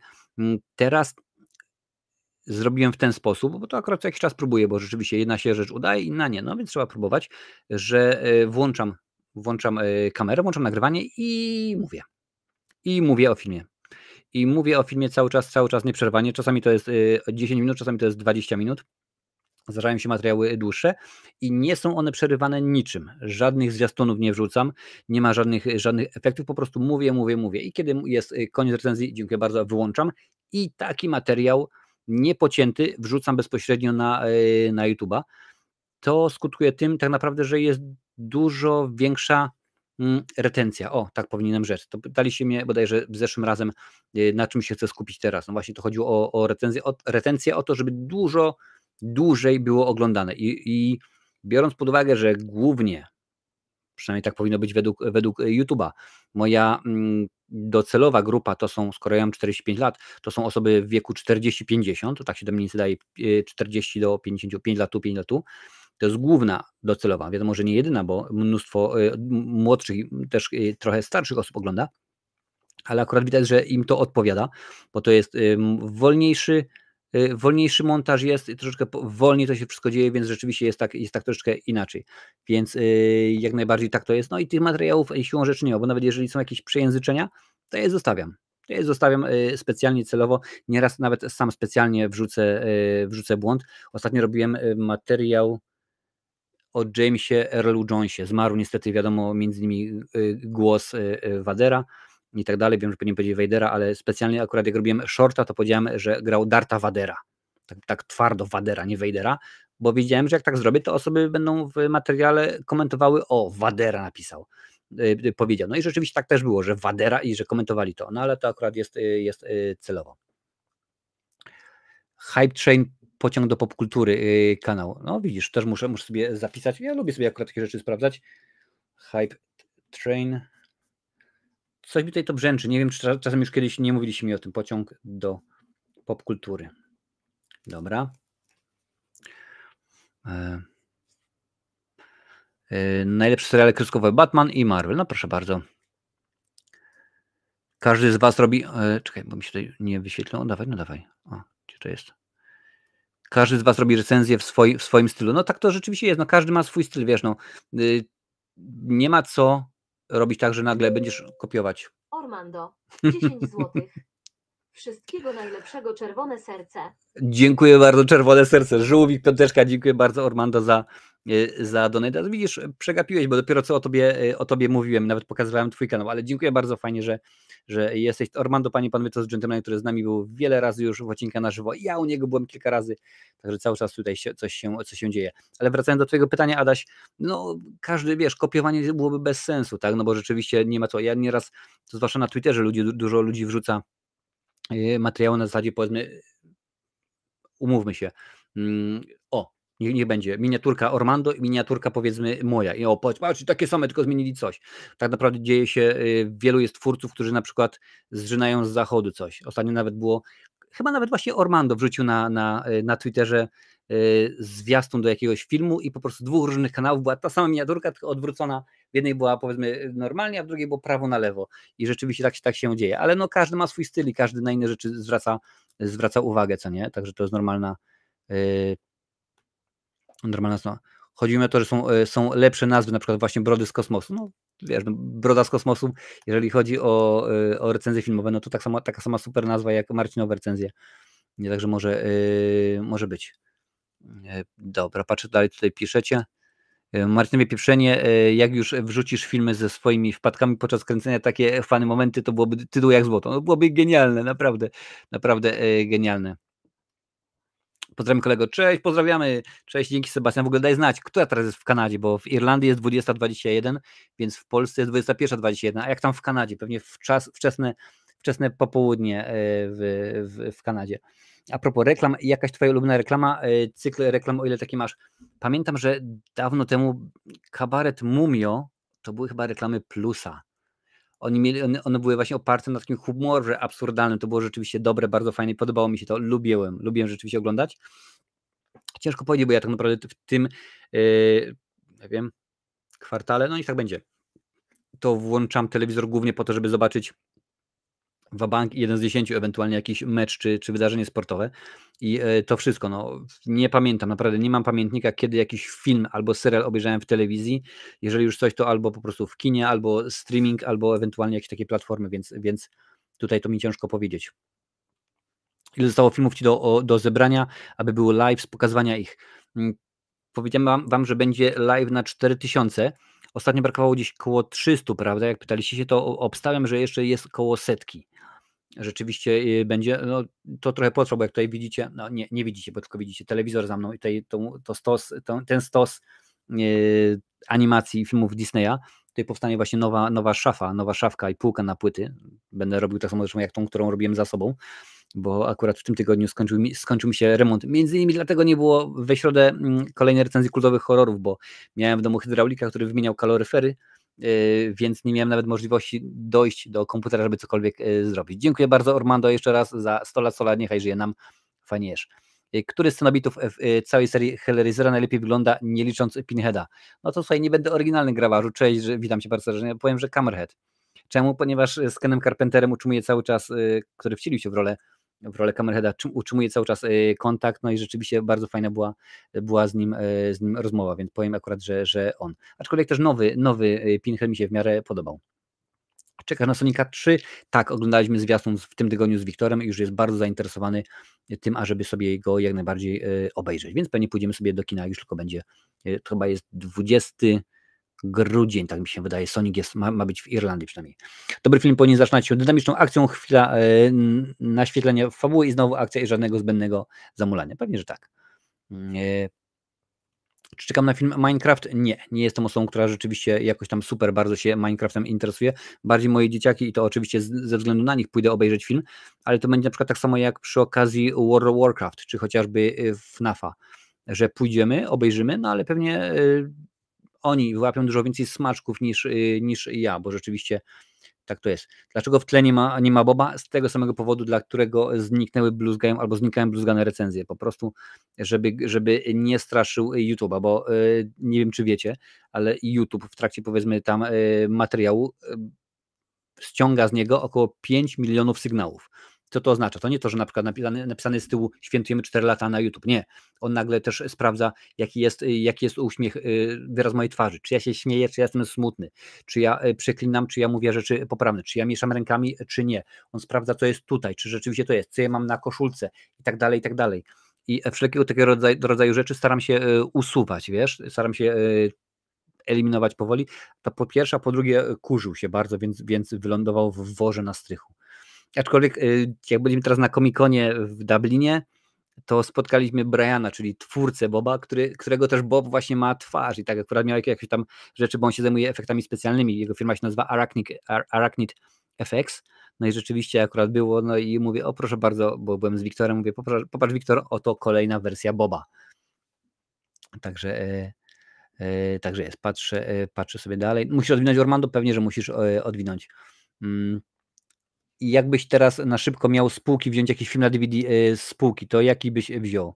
No to musisz sprecyzować, o co chodzi. No to idę do półki, biorę, proszę bardzo, pierwszy film. O, widać. Chucky Complete, 7 filmów pokaż się, na Blu-rayasie. Pierwszy akurat, który był pod ręką. Także jest. Mógłbym na przykład wziąć Kabaret z Liza Minnelli albo It's All Gone Pete Tong, fajny film też, który się pojawił, no ale akurat taki był pierwszy pod ręką. Aha, teraz w Kanadzie jest 3:21. No to też w porządku, kilka godzin do tyłu. Mam Jurka. Słuchajcie, za chwilę będę musiał zrobić, panie i panowie, 2-3 minutową przerwę, ponieważ trzeba będzie położyć dzieciaki spać. Czy miałeś jakiś plan postawienia odnośnie kanału, ale przez algorytmy czy inne czynniki niezależnie od ciebie nie dało się zrealizować? Dobre pytanie. Sekundkę, muszę napić się. Panie i panowie, tu jest herbatka, tutaj jest barszczyk. Wiecie, ta woda na myszach taka brązowa.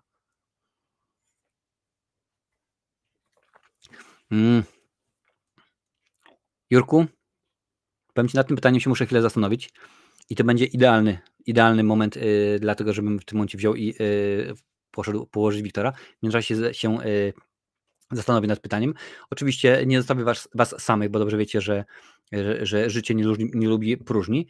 Puszczę wam piosenkę, tylko zastanawiam się teraz, czy puścić wam piosenkę z Predatora, czy puścić wam piosenkę troszeczkę inną.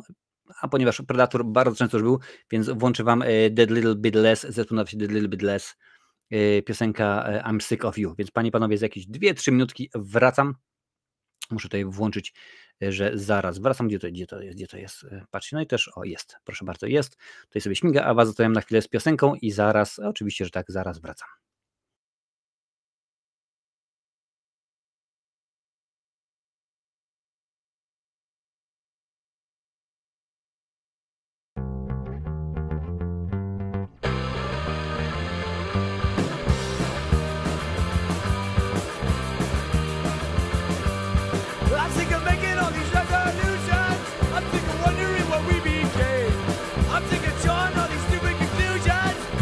Everybody all the same.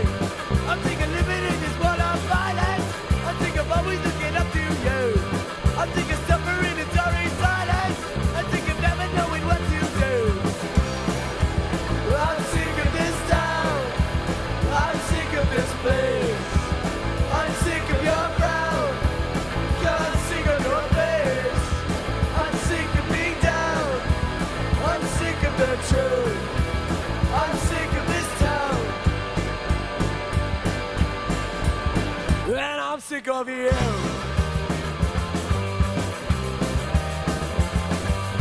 I'm sick of memories of days behind me. I'm sick of fucking up your perfect game. I'm sick of memories that you denied me. I'm sick of always being the one to blame. I'm sick of trying when I know it's useless. I'm sick of always looking up to you. I'm sick of dying when I know it's pointless. I'm sick of everything I think I do. I'm sick of this town. I'm sick of this place.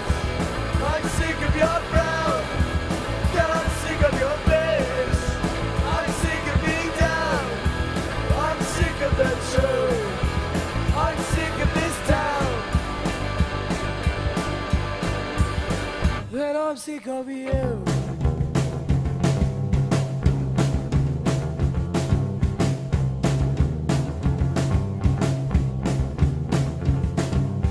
I'm sick of making all these resolutions. I'm sick of wondering what we became. I'm sick of drawing all these stupid conclusions. I'm sick of everybody all the same. I'm sick of trying when I know it's useless. I'm sick of always looking up to you. I'm sick of dying when I know it's pointless. Fuck you, you know I'm sick of you. I'm sick of this town. I'm sick of this place. I'm sick of your frown. I'm sick of your face. I'm sick of being down. I'm sick of the truth. I'm sick of this town, yeah, and I'm sick of you.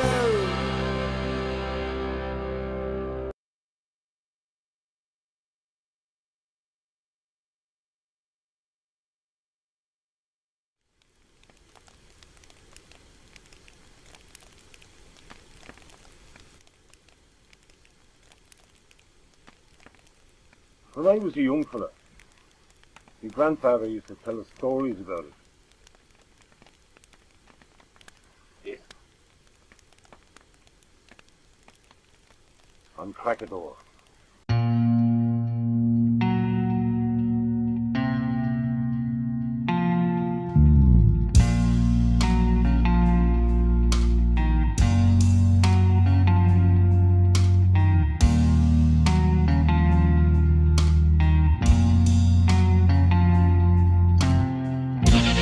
Tear my eyes in darkest night to look around for my missing part. The hope is lost for feeling fine. I'm going out to start a fight. On the sky I see a star. It used to light but now so dark. Just before you hit the ground, pull the gun and turn around. When you know you have to lose, there's no side that you could choose. When your eyes fills up with tears, keep waking up your head in fears. My stars in the dark, the moon that shines so bright, the shadows on the tree, the already see, drowning in your blood, cover all in mud, and no place you can hide. Promise mystic side, you think you can run, you think you're a gun, you think you can shoot, you already lose. You have to wake up, you have to wake up, you have to wake up, you have to fight.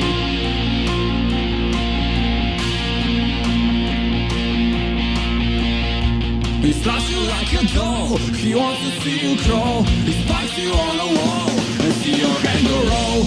Falling one by one, the sun is going down. Born your Captain Day, the fire out of space. All your friends are gone, and now you're on your own. Time has come to suffer, all your dreams are shattered. What's around your back, he's ready to attack. His power cannot leave him, yeah, you got to kill him. My sword in the dark, and moon that shines so bright. The shadows on the tree, he already sees. Drowning in the blood, cover all in mud, and no place you can hide from his mystic side. You think you can run, you think you're a gun, you think you can choose. You already lose. You have to wake up, you have to wake up, you have to wake up, you have to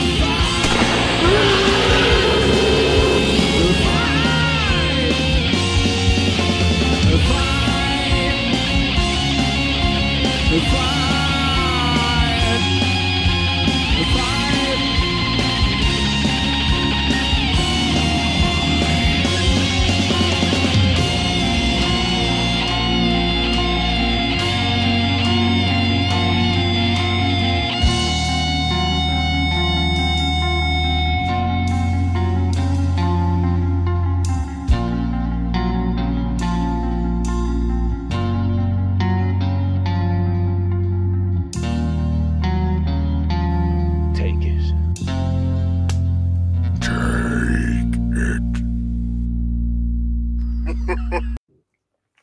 W ogóle lipa jest taka, panie i panowie, bo Łukasz sobie ściął włosy. Ten facet, którego tutaj widzicie, biega z tym pistoletem, on w tym momencie pracujemy razem i on sobie ściął włosy, po prostu masakra jest. Dobra, jestem już z powrotem. Wracamy do pytania. Tam się włączył dzwonek, włączył się gadanie, czekajcie. To jest, dawać. Łap się, jak się nie będziesz łapał, to się wyłączy, bo tam słyszę w tle gadanie. Już tutaj sprawdzam. Gdzie to było? Ok, proszę bardzo. Czy miał jakiś plan odnośnie postanowionego, odnośnie kanału, ale przez algorytm czy inne rzeczy się nie udało? Wiesz co, motyw był taki, to było z pierwszym kanałem. Czekajcie, muszę na chwilę wyłączyć tą kamerę, bo mnie delikatnie mówiąc denerwuje to, co się dzieje. Muszę sobie ją wyciszyć. Teraz chyba jest dobrze? Czy jeszcze będę słyszał dalej? Dalej będę słyszał. Sekundeczkę. Okej. Już poszło? Choroba jasna dalej. Sekundę, wyłączę ją całkowicie. Panie i panowie, bardzo mi przykro, ale nie wiedzieć czemu to jeszcze cały czas słyszę, że gadam, a nie powinno być gadania. Gdzie to jest? Okej. Dawaj. Pokazuj się.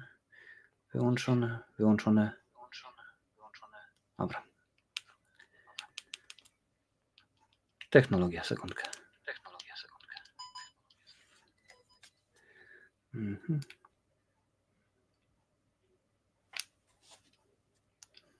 Już z wami będę.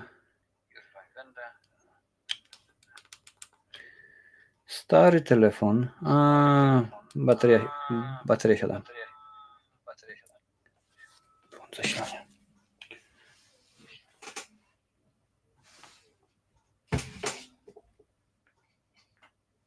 Dobra, zaraz padnie, panie. Dobra, wracamy do meritum.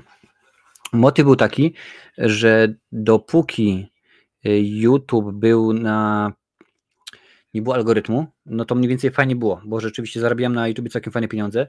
To było tak mniej więcej 100-200 euro miesięcznie i to nie było najgorzej, bo mówię o roku 2013-14 i było w porządku. Nawet te wyświetlenia były nie najgorsze, ale rzeczywiście potem się coś pozmieniało. No, wprowadzili algorytm i to jest akurat tak. I to rzeczywiście jest słabo. Nie tyle ze względu na YouTube, na algorytm, tylko na siebie. Wiesz, że jestem uparty i biorąc pod uwagę, że już dawno powinienem wziąć i przestać robić materiały, które się nie oglądają, a ja cały czas robię takie materiały, które rzeczywiście się oglądają słabo. Ja cały czas jestem uparty. Mówiłem wam w tym momencie, że jakiś czas temu mówiłem wam, że będzie tak, że już nie będę takich robił materiałów, ale będą, no oczywiście, chociażby kultowe horrory są jednym z przykładów rzeczy, które się nie oglądają, bo nawet jeżeli ktoś powie, my chcemy zobaczyć to, no to ja wiem, że jak zrobię recenzję Suspirii Dario Argento, no to ona obejrzy się tam powiedzmy w kilkuset odsłonach, że tak powiem, dopiero po czasie ona nabierze oczywiście rozpędu i za 2-3 lata i ma materiał jeden, to było chyba Kiedyś i dziś, tak, Kiedyś i dziś, Nie ma mocniej albo Sami swoi, który rzeczywiście dopiero po 3 latach, bo pamiętajcie, że dla tych, którzy tworzą, że YouTube cały czas poleca nasze materiały, nawet jeżeli powiedzmy one nie są super świetne, on cały czas poleca, dopiero po 3 latach, nawet wam mogę tutaj pokazać gdzieś zaraz, po 3 latach ten materiał rzeczywiście wyskoczył i było super, Sami swoi chyba. I po 3 latach się okazało, że rzeczywiście ten materiał był polecany niemiłosiernie. Gdzie to jest? Proszę bardzo. No, po 3 latach nie przesadziłem, przepraszam bardzo. Po 254 dniach, już wam pokażę nawet, że patrzcie, odpalił materiał i się nic nie działo, nic i po 254 dniach wystrzeliło i nagle zrobiło się super świetnie, więc rzeczywiście to jest w ten sposób.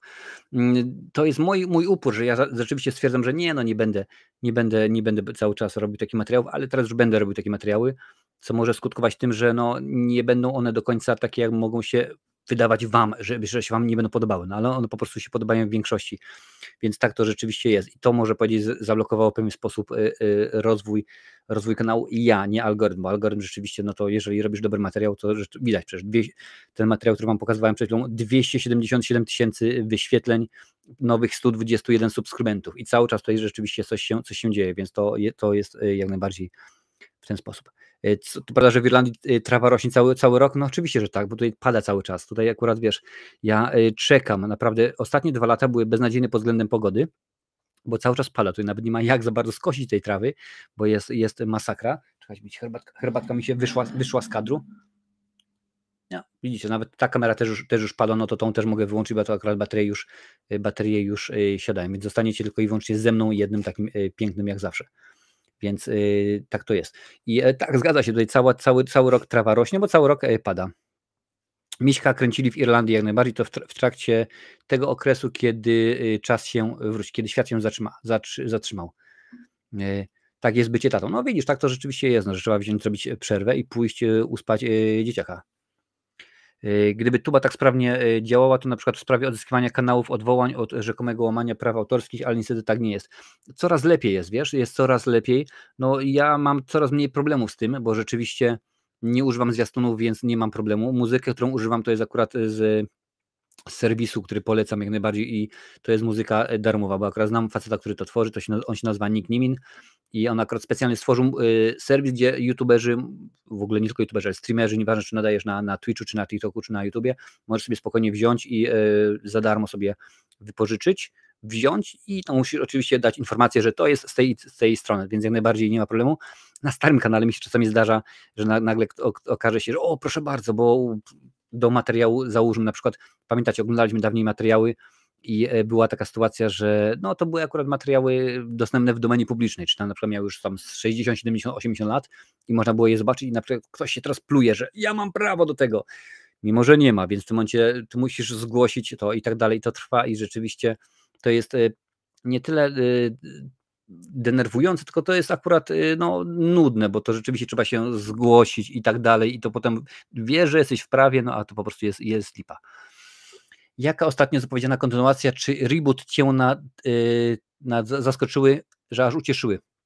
Wiesz co, obcy mnie zaskoczył. Inaczej, teraz już mniej niż na przykład pierwszego dnia, bo pierwszego dnia byłem bardzo, bardzo zaskoczony i bardzo mi się to podobało, no ale teraz troszeczkę jak pomyślałem, okej, no w porządku, wzięli to, troszeczkę za dużo wzięli rzeczy stąd i stamtąd, więc jest tyle. Wolverine mi się rzeczywiście też podobał, aczkolwiek obejrzałem go niedawno drugi raz i już też nie jest tak wesoło. Z kontynuacjami jest ten problem, wiesz, że rzeczywiście zaskoczył, że aż się ucieszyłem, to mówiłem, a zaskoczony byłem, że aż się zniesmaczyłem.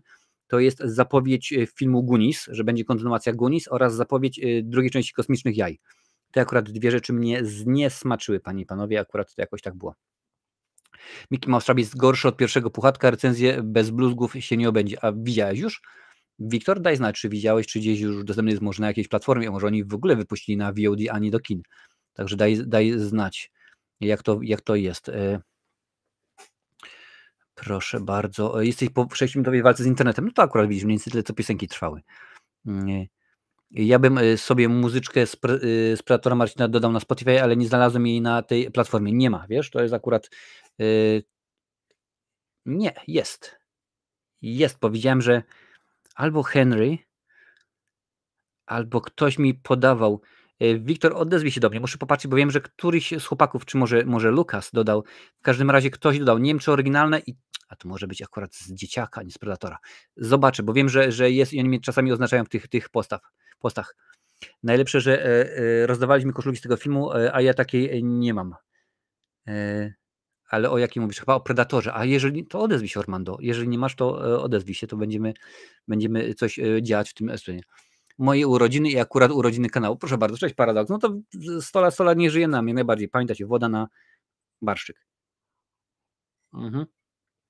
Jeszcze trochę zostało. Mega nuta w porządku. Patrzę tutaj, co piszecie dalej. Muszę sobie przewinąć, bo jest... Czy znasz zespół Arkadiusza Dr. Misio? No oczywiście, że tak. Nawet mam chyba ze 2 płyty. Bardzo mi się podoba, bardzo lubię te klimaty. Czy oglądasz zwiastuny filmów, czy wolisz nie wiedzieć, co będzie? To jest różnie, wiesz? Czasami jak jest jakaś produkcja wielka, to lubię sobie obejrzeć. Pamiętam, że na przykład o Obcego Romulusa obejrzałem jeden z pierwszych zwiastunów i tyle. Potem już sobie tych kolejnych nie oglądałem. Też ostatnio była jakaś kolejna do Venoma, bodajże 3, 3 zwiastun. Powiedziałem, że nie, dziękuję bardzo. Już wiem, o co chodzi, znam jaki jest zarys, ale i tak potem jak wszedłem na Twittera, tam już wszyscy rozkmina. Knull będzie to, tamto, czy on już będzie w 4. Spider-Manie. A w Spider-Manie w ogóle Peter Parker ma być zły. Dużo tego jak najbardziej. Takie pytanie niefilmowe. A gdybyś miał wrócić do jakiegoś okresu swojego życia, typu przeprowadzka czy pojawienie się dziecka, to do którego momentu swojego życia byś wrócił? Piękna sprawa, wiesz. Takich rzeczy jest kilka, no bo tu trzeba byłoby bardziej sprecyzować, o co chodzi. Jeżeli chodzi o ten okres bardzo, że tak powiem, zabawowy, to bym wrócił do okresu, kiedy przyjechałem do Irlandii, bo tutaj rzeczywiście na nowo, nowi ludzie poznajesz i tak dalej, no to wiesz, to jest świetna sprawa. Nowe dziewczyny, nowe doznania, nowe trunki, więc to było rzeczywiście bardzo... kilka lat bardzo takich świetnych. I jeżeli chodzi o rodzinę, no oczywiście, że tak, no Wiktor, ty pewnie nie wiesz, ale bycie wiesz, tatą, no to jest coś pięknego, wiesz, no nawet jak są te słabsze dni, jak chociażby przed chwilą, kiedy Wiktorowi się nie podobało, że nie chce iść spać, bo że pora jest za młoda, mimo że jutro jest szkoła i tak dalej, a on i tak wstanie o 7 rano, więc rzeczywiście tak to jest, ale bycie tatą to jest piękna sprawa. Wiesz, jest kilka takich wycinków, podobało mi się na przykład jak pracowałem w Polsce, kiedy otwieraliśmy McDonalda w Krośnie, wiesz, to było 2 miesiące bodajże, świetnie się bawiliśmy, świetna ekipa, niesamowici ludzie, bo to i wiesz, i z Tarnowa, i z Dębicy, z Sącza, z Krosna, z Katowic, z Bytomia, z Sosnowca, po prostu przekrój niesamowity, ale było i super świetnie. Mickey Trap można obejrzeć w necie, to akurat nie jest ciężkie, ale jest faktycznie jest cudny. Ja takie kocham, taki trochę lepszy Mark Poley. No proszę bardzo, więc widzisz dokładnie, co jest. Wleci Recka Kinds of Kindness. Jestem ciekaw, twoje zdanie na temat tego filmu. Mi się podobało super kino od Lantimosa. Pewnie tak, bo poprzednie kino, poprzedni film Lantimosa był omówiony. Oj, przepraszam bardzo. Aż nawet sprawdzę tak z ciekawości, jak to się że tak powiem, obejrzało. O ja, czyli my tutaj jesteśmy. Tutaj coś się pozmieniało. Co to jest? Lipiec, wrzesień? Nie, dobrze. W porządku, bo pamiętam, że on z tym filmem czekał troszeczkę, inaczej on był wydany, ten ostatni jego film wydany był dużo później niż ten nowy, to znaczy czekał troszeczkę na swoją premierę. Zobaczę, co tutaj jest, to jest chyba był zeszły rok, albo bo to było przed Oscarami, z tego co pamiętam, tak mi się wydaje, ale tutaj zobaczę zaraz, no chyba tak, widzę, że są Oscarowe, bez Anatomia upadku, Obsesja, gdzie to jest przesilenie zimowe. Sekundkę, dajcie mi jeszcze sekundkę, jak znajdę, proszę bardzo, Biedne istoty. No biedne istoty, no nie najgorzej, obejrzało się kilka, rzeczywiście lubię. Czy lubię Mad Maxa? Oczywiście, że lubię. I to zarówno Mela Gibsona, jak i Toma Hardiego w rolach Maxa Rokatańskiego. W roli Maxa Rokatańskiego uwielbiam. Czy oglądasz kino azjatyckie, koreańskie, japońskie ostatnimi czasy? Czy odpuszczasz? Ostatnio pojawiło się kilka dobrych seriali czy filmów z tych rejonów. Wiesz co, jeżeli już chodzi o kino azjatyckie, rzadko, ale oglądam, wiesz, to nie jest nagle tak, że potrafię ci wymienić 20 fajnych twórców, nie ma takiej możliwości niestety, to są raczej poszczególne tytuły niż dużo ich by było, nie oglądam seriali, bo ogólnie z serialami mam problem, ponieważ jest ich, no dobrze wiecie, że jak już serial zaczniesz oglądać i masz 5 czy tam 6 sezonów, no to jest ciężko, chociaż staram się gdzieś tam powiedzmy jakieś poszczególne projekty nadrabiać, które tam rzeczywiście mogą mi jakoś wejść, to na przykład patrzę Terminator Zero. Ostatnio oglądałem rzeczywiście, zresztą wiecie dobrze, bo przecież był Szymon, żeśmy na ten temat sobie gadali, ale akurat to taki bardziej mini serial niż serial, więc to nie wyglądało najgorzej, panie i panowie. Wrzucajcie jeszcze pytanie, jeżeli macie jakieś, bo jak nie, to przechodzimy do kolejnego punktu naszego dzisiejszego programu. Już tu muszę znaleźć jakąś maszynę losującą. Maszyna losująca online.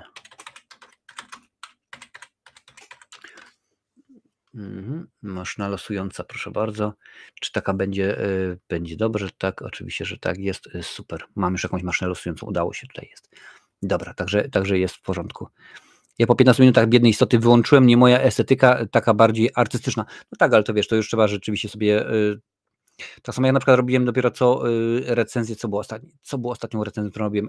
Tak, Nie mów zła, czyli Speak No Evil. To też jest taki film, który, wiesz, trzeba być cierpliwym, bo on się powoli rozkręca i to akurat nie jest nagle tak, że o, jest super. No nie, no, spokojnie, powolutku. Tak samo tutaj też to jest. Hejka, akurat się złożyło urodziny kanału i moje tak samo, oby się rosły. Pewnie, że tak, jak najbardziej.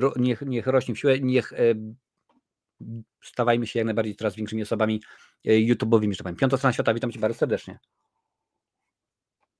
Witam Cię bardzo serdecznie. Dobra, słuchajcie. Może zobaczcie, jak ta maszyna wprowadzi listę uczestników rozdział i przecinkami. Dobrze, niech tak będzie. Panie i panowie, jeżeli, co wam mogę rozdać? Czy to by się nadawało? Mi się wydaje. To by się nadawało, tylko muszę sprawdzić, czy tutaj jest polski język, bo ja wam chcę dawać rzeczy z polskimi. Jest, panie i panowie, jest. I to jest kwadrologia. Nie bardzo. Bo to jest blue i to nie wszyscy mają. Coś na DVD. Sekundkę, dajcie mi sekundkę, muszę coś znaleźć na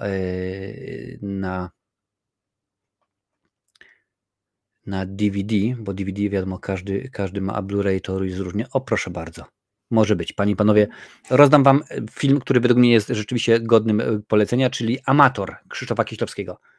Panie i panowie, kto chce wziąć udział w konkursie, żeby dostać płytę DVD Amator, DVD właśnie jest ważne, panie i panowie, to poproszę, ażeby na czacie wpisał Amator. Ja wtedy was, panie, przyniosę tutaj do okienka konkursowego. Do okienka konkursowego i będzie, czyli Amator. Kto chce, niech wpisuje Amator na czacie i będziemy zaraz rzucać i będzie losowany. To nie będzie jedyne losowanie dzisiaj, aczkolwiek osoba, która dostanie dzisiaj nagrodę, nie będzie brała udziału w kolejnym losowaniu. Aha, i ważne. Pewnie, że tak, no to teraz będzie DVD, później będzie Blu-ray. I ważne, jeżeli na przykład ktoś wylosuje tenże film i powie, a ja nie chcę potem, no to nie ma już takiej opcji, ażeby sobie wymienić. Dobra, patrzymy dalej. Tutaj pokazywać mi tutaj już, ale bardzo tutaj ładna nazwa jest, widzę, użytkownika. Szachaj. Będziemy mieli fajnie. Jeżeli wygrasz, to zaraz patrzymy. Sekundkę sobie skopiuję nazwy. Myślę, muszą pokazać. Dawać. Dawaj YouTube, wyświetlaj tutaj, proszę bardzo. Mogę skopiować? Jest, proszę bardzo. Wyżej troszeczkę mikrofon. Już tutaj wrzucam różne takie. Ciach, dalej. Kto tutaj był jeszcze? Jerewanicz. Okej. Kto tutaj jeszcze patrzy? O, jest Wiktor Z, proszę bardzo. Dobra. Ja muszę chyba pooddzielać to przecinkami. Dobra. Szachraj. Czemu tutaj się nie wyświetla Szachraj? No dobra, niech będzie, wpiszemy Szachraj. Szachraj. Mamy kogo? Mamy różne takie, Jerewanicz, Szachraj i Wiktor Z. Czy ktoś jeszcze chce wziąć udział w losowaniu? Dawajcie znać, to podzielać przecinkami trzeba. To oddzielam przecinkami. I będziemy zaraz... Słuchaj, jeżeli nadal czekasz, to znaczy, że ta przesyłka pewnie gdzieś tam poszła i nie doszła i bardzo mi przykro, z tym już niestety nie mogę nic zrobić, Jerewanicz. Ale zrobimy w ten sposób, Jerewanicz, wywalę cię stąd i ponadprogramowo dostaniesz Amatora. Także będzie ważna sprawa, panie i panowie, odezwijcie się do końca miesiąca. Do końca miesiąca na adres marcinowerecenzje@gmail.com. Dajcie mi znać, że to jesteście wy i będziemy śmigać. Dobra, 3, 2, 1, lecimy. Różne takie. Dostajesz ode mnie film Amator Krzysztofa Kieślowskiego z Jerzym Szturem w roli głównej, film na DVD. Także odezwij się, mój adres mailowy marcinowerecenzje@gmail.com. Także jak najbardziej nie ma problemu.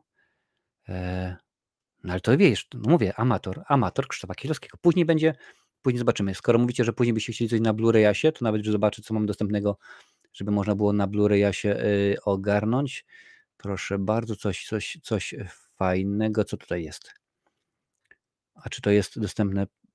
A widzisz, nie jest dostępne. Patrzcie, no. To chciałem właśnie takich fajnych rzeczy, które mam tutaj gdzieś. Dobra, niech będzie to.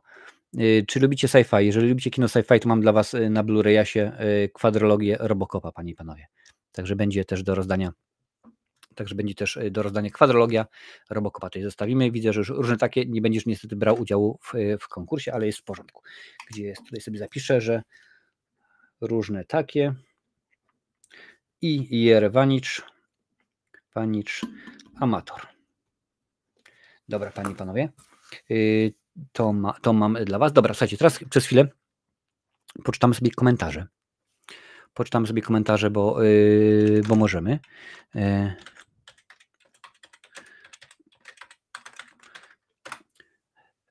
Będę starał się inaczej. Przeczytam wam nie wszystkie, bo wiadomo, że to są akurat komentarze, które tam gdzieś YouTube zablokował, które pojawiały się, no i gdzieś tam niekoniecznie mogły być. Zaraz będę je pokazywał oczywiście. Proszę bardzo, ci tutaj ciach, pach, prach, dawać mi tutaj. Jest oczywiście komentarze do sprawdzenia. Chwilowo, o proszę bardzo, grabarz, wrzuciłeś tutaj, co tu się podziało, że bo jest bluzk, to dlatego. Ale są też takie, które YouTube ukrywa z automatu, panie i panowie, więc zobaczymy, co tutaj się podziało. Patrzymy. Odnośnie tego, że będzie serial Crystal Lake, panie i panowie. Jason w końcu musi wrócić na duży ekran. Serial jest świetną informacją, ponieważ ponoć w 2020 w planach był film również nazwany po prostu Piątek 13. Został anulowany.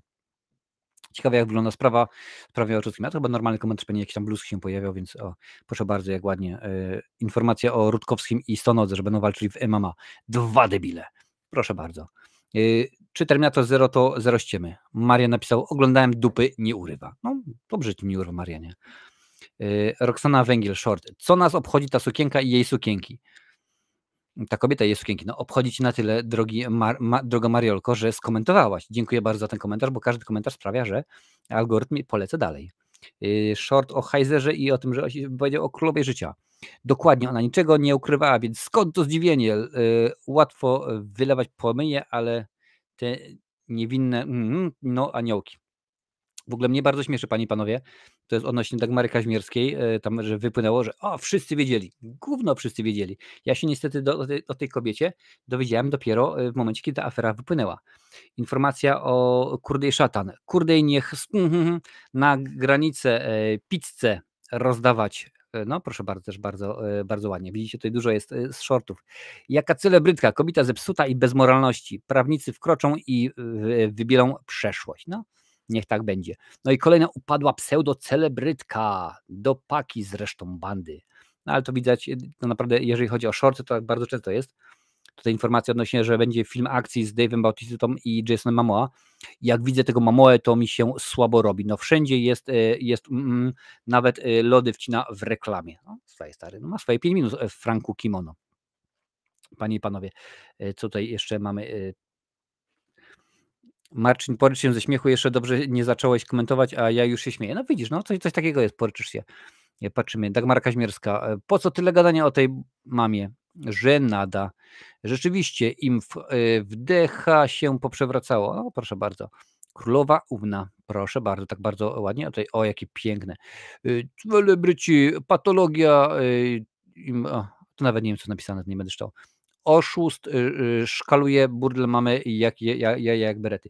W ogóle bardzo mi cieszy, że nieraz mi ludzie przysyłają w ogóle, to też chyba powinienem mieć gdzieś możliwość pokazania wam, sekundkę zobaczę, w ogóle wiadomość dostaję na Messengerze, że na przykład ty, czekaj, jak mi ostatnio pisali, że jestem Kaźmierską, czy czy ja to gdzieś może mam.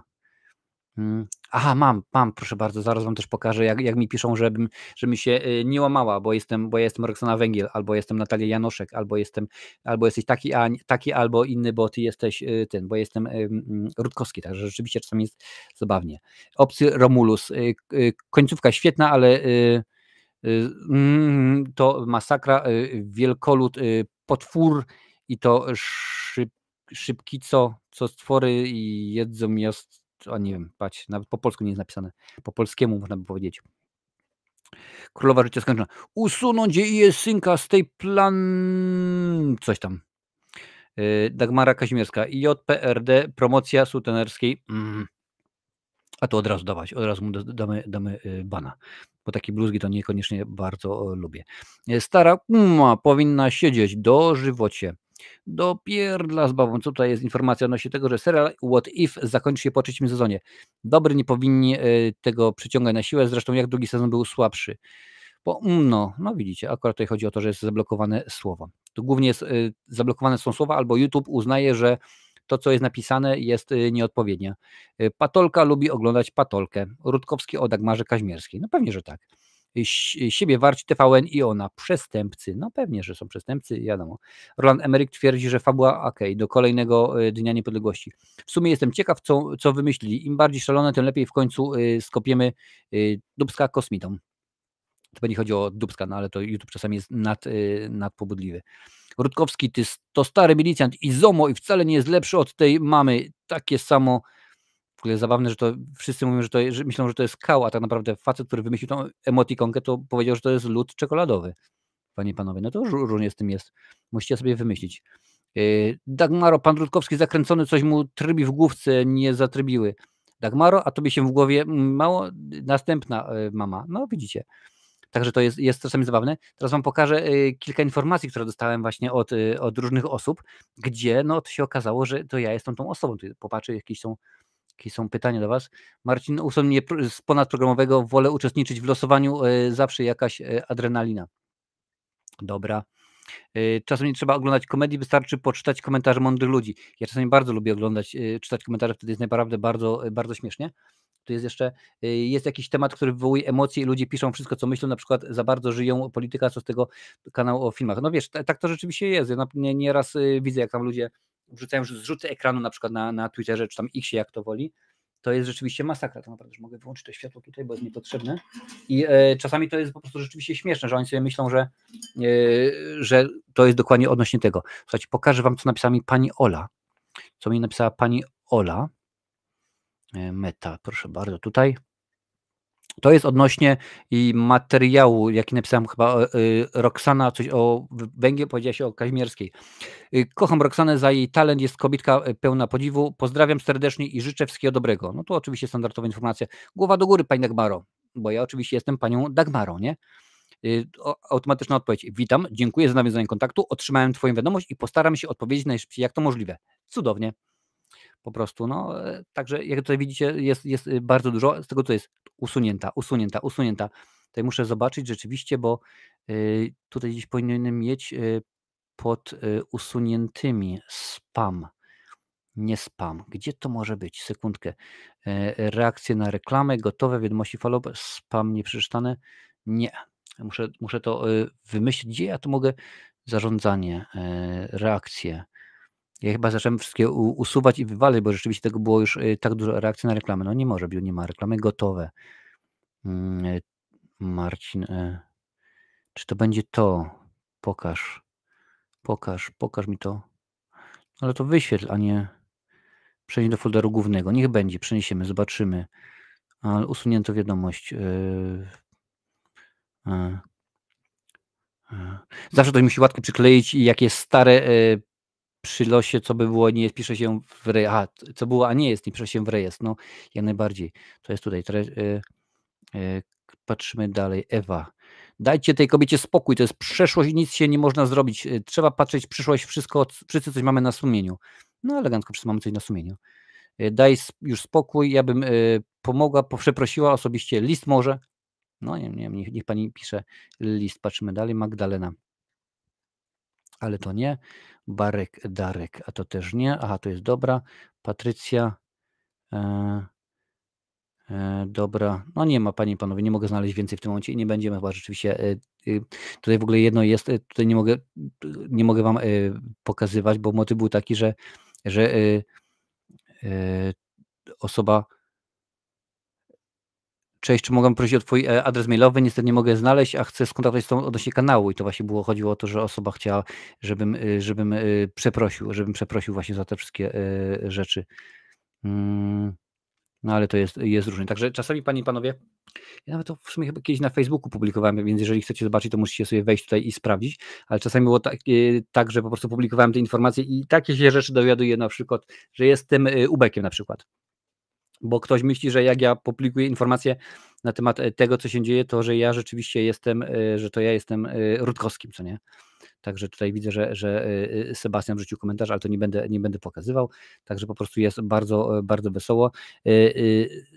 Stonoga to zwykła bez honoru i wstydu. Zobaczymy, co on za te miliony pokaże.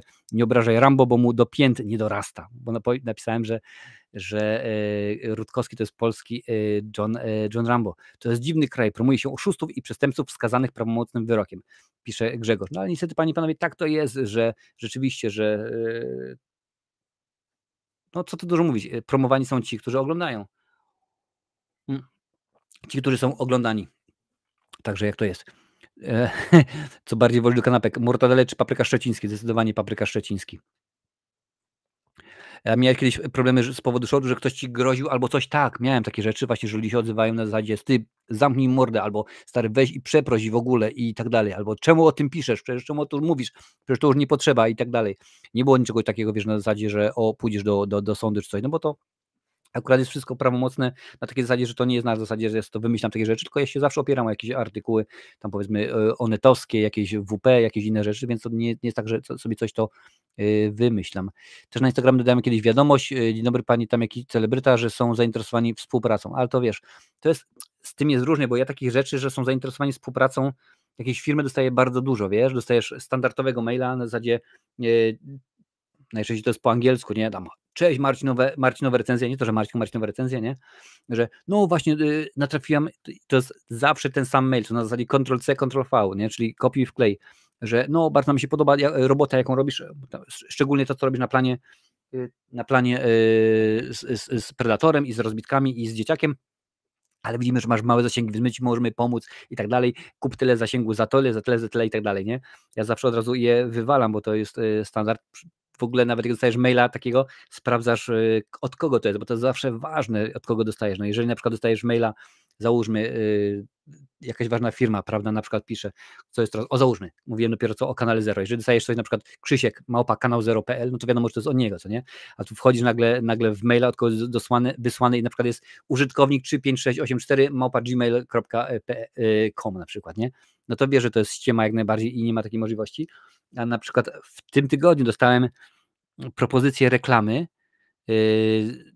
z prawdziwej firmy, bo akurat sprawdzałem to, z prawdziwej firmy, która jak najbardziej jest zainteresowana tym, mówię, kurczę, w porządku, amerykańska firma i to już nie było cześć Marcinowe recenzje, tylko cześć Marcin, więc widać, że ktoś sprawdził, popatrzył, co się dzieje. I mówi, że bardzo by chcieli, że to jest amerykańska firma, ale działają w Polsce, rozkręcają się w Polsce i jeszcze z nikim z Polski nie współpracowali i tak dalej. Co myślę, kurczę, fajnie rzeczywiście, no może coś się uda, może, bo to naprawdę od kiedy kanał przekroczył 10 000 subów, coraz więcej takich firm odzywa. Ja mówię, no zobaczę, czym się zajmuje. I się okazało, że firma zajmuje się w Ameryce zakładaniem firm w Ameryce. I tak sobie myślę, ale jak to się ma do mojej widowni? Tak tylko teraz pytanie szybko. Czy ktoś z was ma ochotę albo potrzebuje założyć firmę w Ameryce? Oni się tym zajmują, to jest tak zwana firma consultingowa i tak sobie myślę, kurczę, no ale co mi to? Damy ci spokojnie miesiąc, czy 2 miesiące naszego produktu za darmo. A ja mówię, no ale ja nie potrzebuję waszego produktu, bo ja nie planuję założyć firmy w Ameryce. I czasami się takie firmy zdarzają, ale mnóstwo, naprawdę jest bardzo dużo. Też może z racji tego, że jeżeli noszę takie różne dziwne rzeczy, odzywa się firm, które na przykład chciałyby, żebym biżuterię reklamował, nie? I to jest, nie miałbym pewnie przeciwko nic, jeżeli tam wysłali jakąś sensowną biżuterię, ale to zawsze albo prawie zawsze z jakiegoś maila typu użytkownik 65418 @gmail.com. Także jest z tym bardzo, bardzo różnie. Tutaj patrzę, tutaj dalej piszecie. Do mnie ciągle piszą fejki Antonio Banderasy po tym, jak wstawiam rolkę z jego perfumami. No widzisz, no więc to jest denerwujące, to jest no niepotrzebne naprawdę. My się takie rzeczy nie chcemy. Kiedyś Krzysiek Gibisz proponuje ci współpracę, a potem płać długi odziedziczone po nieznanym ojcu. Nie no, miałem ostatnio też, chyba ze 2 miesiące temu odezwała się firma, która chciała wynająć przestrzeń reklamową na moim Facebooku, no bo jak mówię, teraz ostatnimi czasy Facebook przez te rolki bardzo szaleje i że jak najbardziej, że tam zapłacą tam chyba $1000 na miesiąc, tylko muszę im udostępnić, muszę dodać ich jako administratorów do strony, co nie? No więc od razu sprawdziłem, się okazało, no, że to jest ściema, co nie? I nic z tych rzeczy, więc nie mieli nawet możliwości, bo nawet nie mieli nie mieli mojego maila, którym się loguję, bo mój mail publiczny oraz mail, którym się loguję, są dwie w ogóle różne sprawy, także to się jak najbardziej się zgadza. Cześć Deptul, dziękuję bardzo za życzenie. 4 lata już stary, 4 lata, 11 000 subów, 6 milionów wyświetleń i ciągle lecimy i na razie się póki co nie zatrzymujemy. Znaczy, widziałem, że to jest jakiś scam, bo przecież ja i współpracę mam 180 obserwujących na Instagramie, tyle. Wiesz, co mi ostatnio urosło, ale tak jak mówiłem Madame Perfumeli, że dużo mi zaszło jakichś ludzi właśnie z Nigerii, z Brazylii zaczęli obserwować, to jest w ogóle, wiesz, jakaś totalna ściema, bo potem wchodzisz i na przykład jest albo profil jest prywatny, albo po prostu nie ma żadnych postów, więc wiesz, że to jest ściema, a po prostu są kolejne dodania. W Ameryce jak zawsze chętnie, tylko nie mam kapitału. No widzisz, no gdyby mi to było potrzebne, to pewnie, że tak, no ale to widzisz, no domyślam się, że im chodziło o materiał typu, bo ja robię dużo materiałów typu jak założyć konto na Maxie, na Disney Plusie, na Sky Showtime i tak dalej, no i chodziło im o taki najprawdopodobniej materiał, no ale co mi z tego, wiesz, no pamiętam, współpracowałem kiedyś z taką firmą dostępną również w Polsce, więc nazwy nie wypowiem, bo oni cały czas działają, i że bardzo chętnie żebym zrobił jakiś materiał z nimi, o nich i oni mi za to, bo to jest takie czasopismo, które w kawałkach, że tak powiem, można modele na przykład samochodów czy coś dostawać. No i że oni mi wyślą kilka tych. No to zgodziłem się pierwszy raz, drugi raz, kiedy po raz wtóry stwierdzili, że oni chcą mi znowu tak zrobić, no to ja mówię, słuchajcie, ale to tak trochę słabo jest, no bo nie wiem, wyślecie mi 5 kawałków samochodu, który ma 500 kawałków, no co ja z tym zrobię, nie? To mówię, może całe auto, albo jakoś inaczej, no i się nie odezwali się, więc rzeczywiście jak jest. Biżuterię, jaką widzimy w filmach, to tak, no widzisz, no ja akurat nie w filmach, ale taka rzeczywiście bardziej taka skórzana, celtycka niż jakaś taka, wiesz, tak inna, panie i panowie. Nie, to miało się pokazać. Tak, przy Instagramie to nie wiem, czy wiesz, ale mam cię w bliskich znajomych na Instagramie, nie wiem po co ci ta wiedza, ale jakoś tak. Dziękuję bardzo. Jestem bardzo z tego powodu zadowolony. Słuchajcie, kolejny etap rzeczywiście, bo mam go dla was. Gdzie to jest? Pytania. Ale panie i panowie, tym razem do was. Słuchajcie, dajcie mi sekundkę, bo coś mi tutaj puka, ja muszę sprawdzić, zobaczyć, co się dzieje. Także panie i panowie, ein Moment.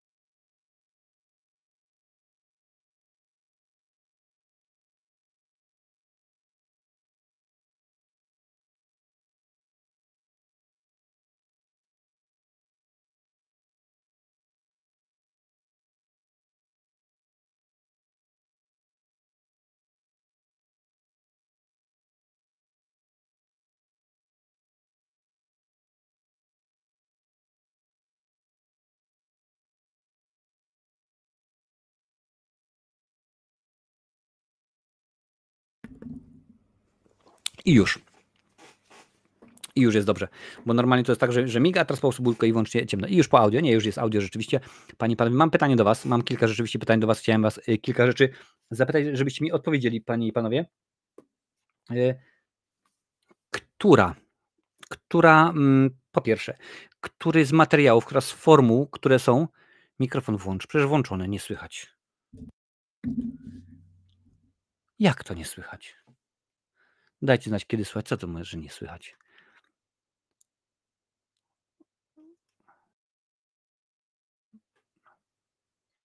Teraz lepiej, panie i panowie, dajcie znać. O, już słychać wszystko. Już jest wszystko w porządku, już mikrofon działa. Dobra. Który z cykli, który się pojawia na kanale, nie lubicie najbardziej? Którego po prostu nie trawicie, którego nigdy nie oglądają? Czy są to odcinki na żywo? Nomen omen. Czy są to shorty? Delay jest duży. No już jest w porządku. Czy panie i panowie są to odcinki z cyklu Kiedyś i Dziś? Czyli jak przedstawiam na przykład, że tak wyglądała obsada danego filmu kiedyś tak wyglądała dzisiaj. Czy może jednak nie, może jednak rzeczywiście lubicie najbardziej dziesiątki, czyli 10 najlepszych albo 10 najgorszych, także już jest w porządku. No widzę, że słuchaj, tutaj akurat pojawia się, jest w porządku. Także dajcie mi znać, które nie lubicie najbardziej, które po prostu ja tylko wrzucam, jak tylko jest wklepany, to odpuszczacie. Tutaj mogę popatrzeć, jeszcze są vlogi, ale vlogi są rzadko. Spoiler Talk jest, panie i panowie. Spoiler Talk to też już w tym momencie jest 5 odcinków, więc dajcie znać.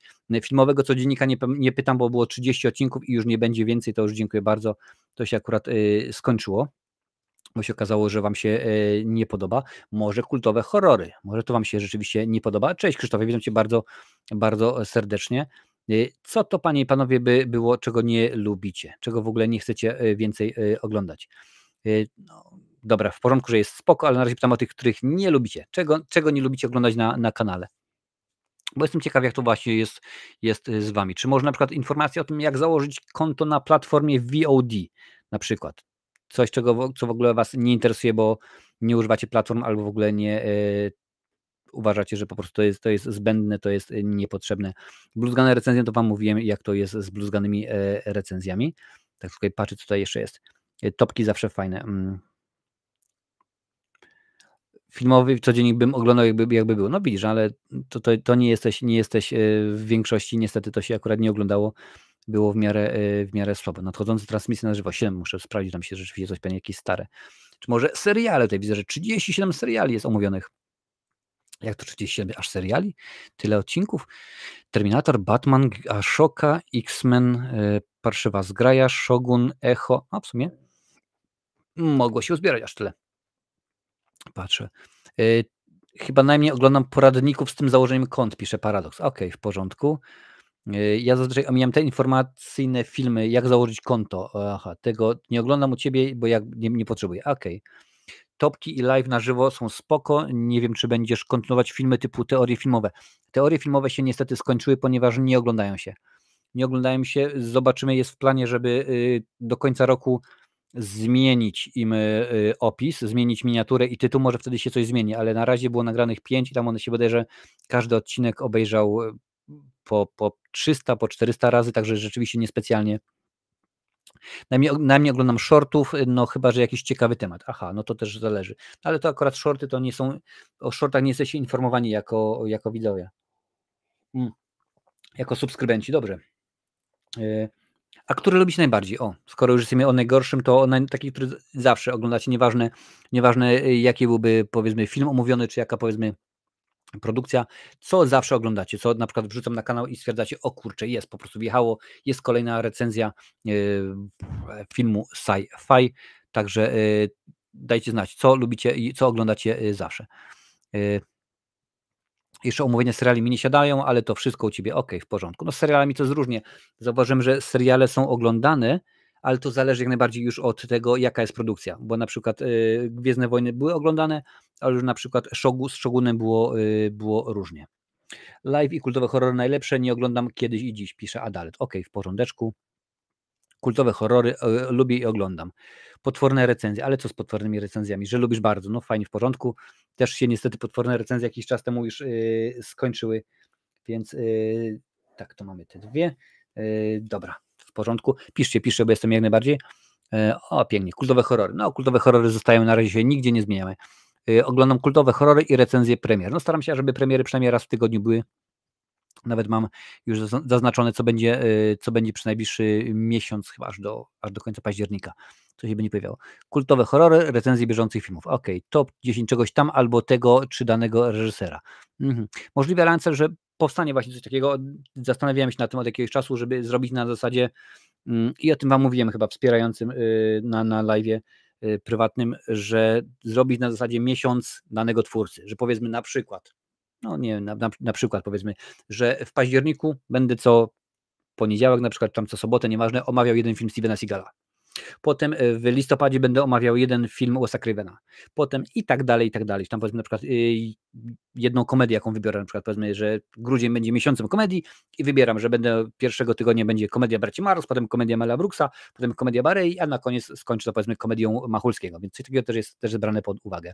Szkoda, bo te ryby naprawdę fajnymi materiałami do oglądania. Tak, i też naprawdę można było fajnie je przekształcić w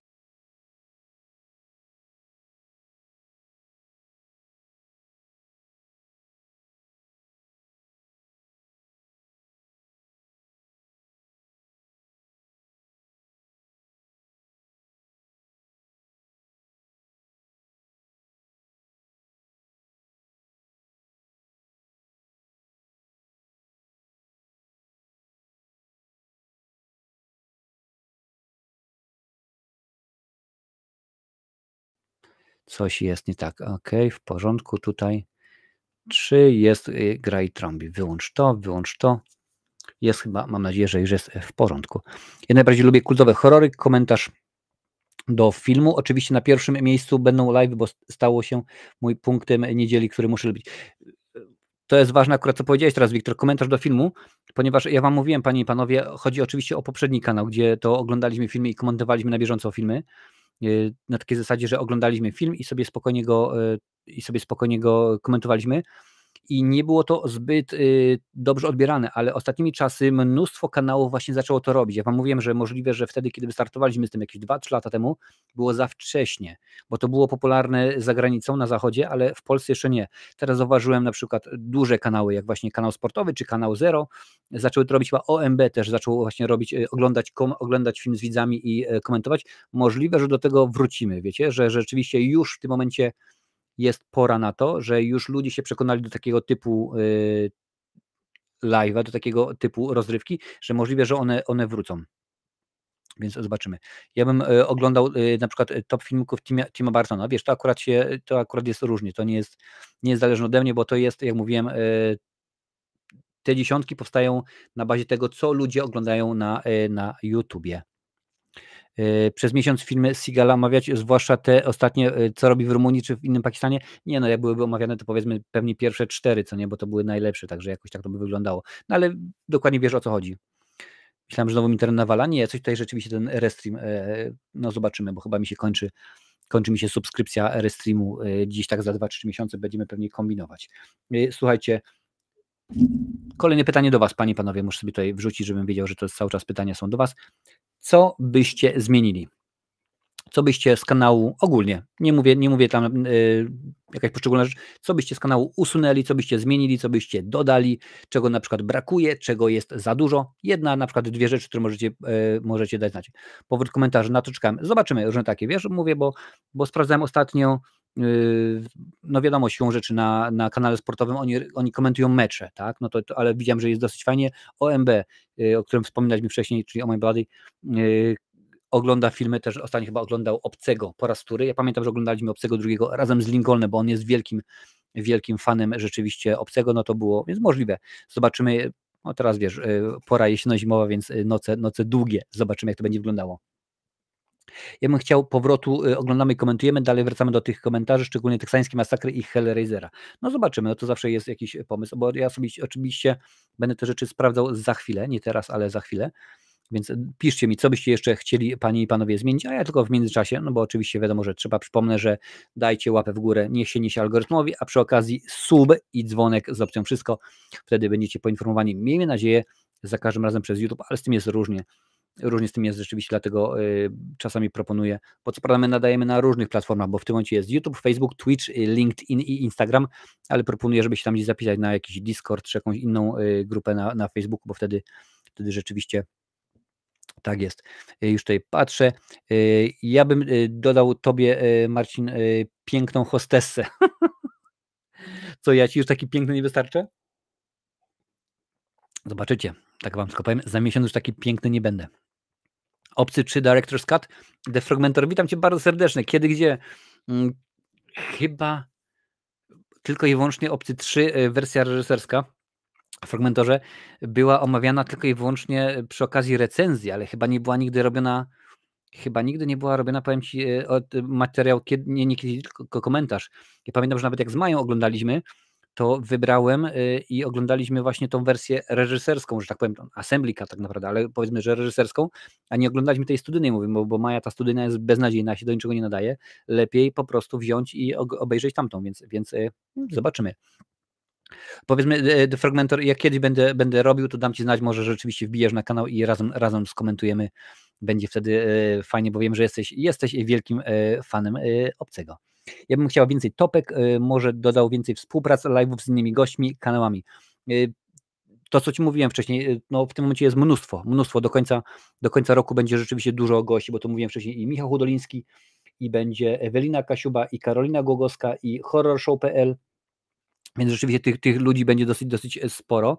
Postaram się przywrócić tak naprawdę co drugi tydzień, może co trzeci tydzień gościa. A więcej topek? Dobra, dziękuję bardzo, będziemy się starać. Zmienili szczerze, no nie wiem, mi opowiada tak jak jest, chociaż brak Boba w kadrze boli. No widzisz, rzeczywiście Boba nie może być.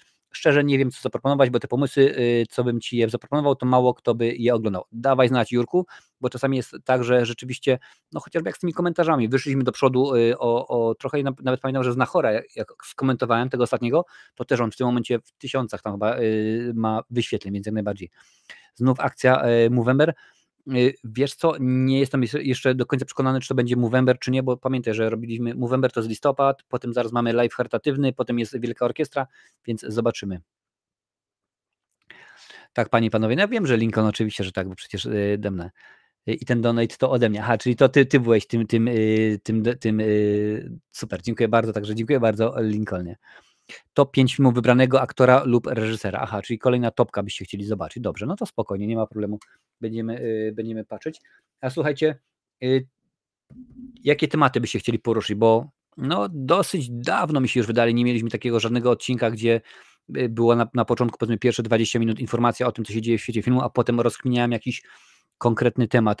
Czy jest jakiś właśnie coś, co was interesuje, na przykład byście chcieli wiedzieć więcej na temat tego albo czegoś innego? Czy są takie rzeczy, które was interesują? Bo dobrze wiecie, że ten kanał jest po to, żebyście no też decydowali, co chcecie zobaczyć, prawda? No wiem, że na pewne rzeczy nie macie wpływu, pewne rzeczy macie wpływu, bo na przykład mówicie mi, stary, zobacz sobie, obejrzyj sobie Borsuka, bo robi rzeczywiście fajny kanał z grami, no ja was słucham, oglądam, a potem do takiego Borsuka się odzywam, mówię, stary, może masz ochotę przyjść, zrobić live'a. Tak między innymi było z wieloma twórcami, więc dawajcie znać, chyba nawet Galerian Horroru, z tego co pamiętam, pierwszy raz pojawił się właśnie z waszego polecenia. Wiem, że to może ciężko do zrobienia, ale dłuższy live z gośćmi. Strasznie krótkie, przez co mam wrażenie, ci pytania z czatu uciekają czasami, albo strasznie szybkie tempo jest tych rozmów. No wiesz, tak staramy się raczej około 1,5 godziny gadać, więc tak, no wydaje mi się, że to jest długo. Też pamiętaj, że no nie zawsze mam możliwość, co nie? Czasami jest tak, że kończę live z gościem. Dziękuję bardzo. No, normalnie mam ochotę jeszcze pogadać. Ja mówię, stary, muszę zmykać, bo to, bo tamto, bo siamto, bo wiesz, to jest akurat z tym jest różnie. No ale dobrze, można byłoby zobaczyć. Debata dlaczego obcy Romulus to dobre demo techniczne, ale film uniwersum tragiczny. Proszę bardzo, jak podchodzi do tego Lincoln. Film nie jest tragiczny, po prostu to jest kopia, no ale to już jest inna inszość. Panie i panowie, wasze zdrowie. Wiadomo, że tak jest. No dobra, no to mamy tutaj, to sobie zaraz sprawdzę. Temat mam. I czy... A czekaj, coś się jeszcze wyświetliło. Dobra, już patrzę. Na koniec live'u fajnie by było to, co robił Marcin kiedyś, mianowicie abyś wyłączył mikrofon, napił się łyka i dopiero wtedy wyłączył, bo to było fajne, humorystyczne, wróć do tego, please. Może tak zrobimy, bo na przykład w trakcie live'u wiecie, że ostatnimi czasy eksperymentowałem. Na przykład pojawiały się krótkie materiały, czyli złowione w sieci, no ale po bodajże 2 czy 3 od razu mi wyskakiwały prawa autorskie, więc stwierdziłem, że to nie ma sensu, bo to jest po prostu niewarte, że rzeczywiście, że trzeba to wszystko wywalać. Więc to jest słabe, więc pewne rzeczy się zmieniają. Można live dodać segment Marcin poleca film z jakiegoś gatunku. O, proszę bardzo, można. Też zastanawiałem się, bo mam znajomego właśnie no dobrze, na X-ie, niech będzie na X-ie, który zajmuje się kasą w kinach, czyli tak zwanym box office'em. Możliwe, że coś takiego będzie na zasadzie, że poproszę go, ażeby zrobił takie podsumowanie minionego tygodnia w kinie i na przykład na zasadzie w Polsce, tam załóżmy Alien Romulus zarobił tyle, albo zobaczyło go tylu i tylu widzów i tak dalej, coś takiego. No ale to też rzeczywiście warto wziąć pod uwagę. Na przykład nie wiem historię kina od początku aż po dziś, w ramach ciekawostek powiedzmy 10-minutowe, na przykład jak powstało kino o epokowych filmach z danego gatunku, ale raczej by nie wyszło. Czemu nie? Można się zastanowić, to zawsze jest jakaś opcja. Słuchaj, też pamiętaj, że nie trzeba robić tego inaczej. nawiążę znowu do tych komentarzy filmów, które rzeczywiście wrzucaliśmy i no to było coś za wcześnie, tak? My to robiliśmy, byliśmy prekursorami, kiedy to robiliśmy, bo tego nie robił nikt inny. Czasami może rzeczywiście coś takiego warto zrobić, wiesz? Nie jest powiedziane, że na 10 pomysłów, które na przykład będę chciał przetestować, wszystkie 10 musi wypalić, albo wszystkie 10 już musi być robione, musiał ktoś spróbować. Wiadomo, że trzeba też zaryzykować i pewne rzeczy odpalić. Jako film standalone jest świetny, jako film z uniwersum obcego tragiczny, a to oczywiście mowa o obcym Romulus, panie i panowie. Popieram debaty, to by było super, a temat o Alien zacny, dlaczego Fede Alvarez to Mesjasz Aliena, jak na tego reżysera od dawna mówię Mesjasz. W ogóle nie wiem, czy wiecie, ale ostatnio Fede Alvarez dostał bana na Reddicie, bo wypowiadał się w grupie LV426, oczywiście LV426 wiemy, że to jest obcego drugiego, no i wypowiadał się na temat obcego Romulusa i podpisał się jako Fede Alvarez i dostał bana na Reddicie za to, że udawał Fede Alvareza. To były tak bardzo rozbawione, nawet chyba wrzuciłem to na naszego Facebooka, że on dostał bana i sobie myślę po prostu, no ludzie tak, jak najbardziej. To wczoraj wrzuciłem, że Fede Alvarez dostał bana na Facebook, na Reddicie za podszywanie się pod Fede Alvareza, także jest mocno. Nie najgorzej. Nie najgorzej. Popieram debaty. Słuchajcie, kogo zapraszamy? Czy macie jeszcze kogoś, kogo byście chcieli zobaczyć na kanale, kogo brakuje, kto mógłby się pojawić i rzeczywiście coś ciekawego powiedzieć? Wiem, sam to komentowałem u siebie na Instagramie. No wiem, właśnie oznaczyłeś mnie, to akurat widziałem. Także dajcie znać, panie i panowie, ja sobie ten czas łyknę herbatkę. Kurczę, 2,5 godziny już gadamy, ale się zagadałem. Długo. Dobra.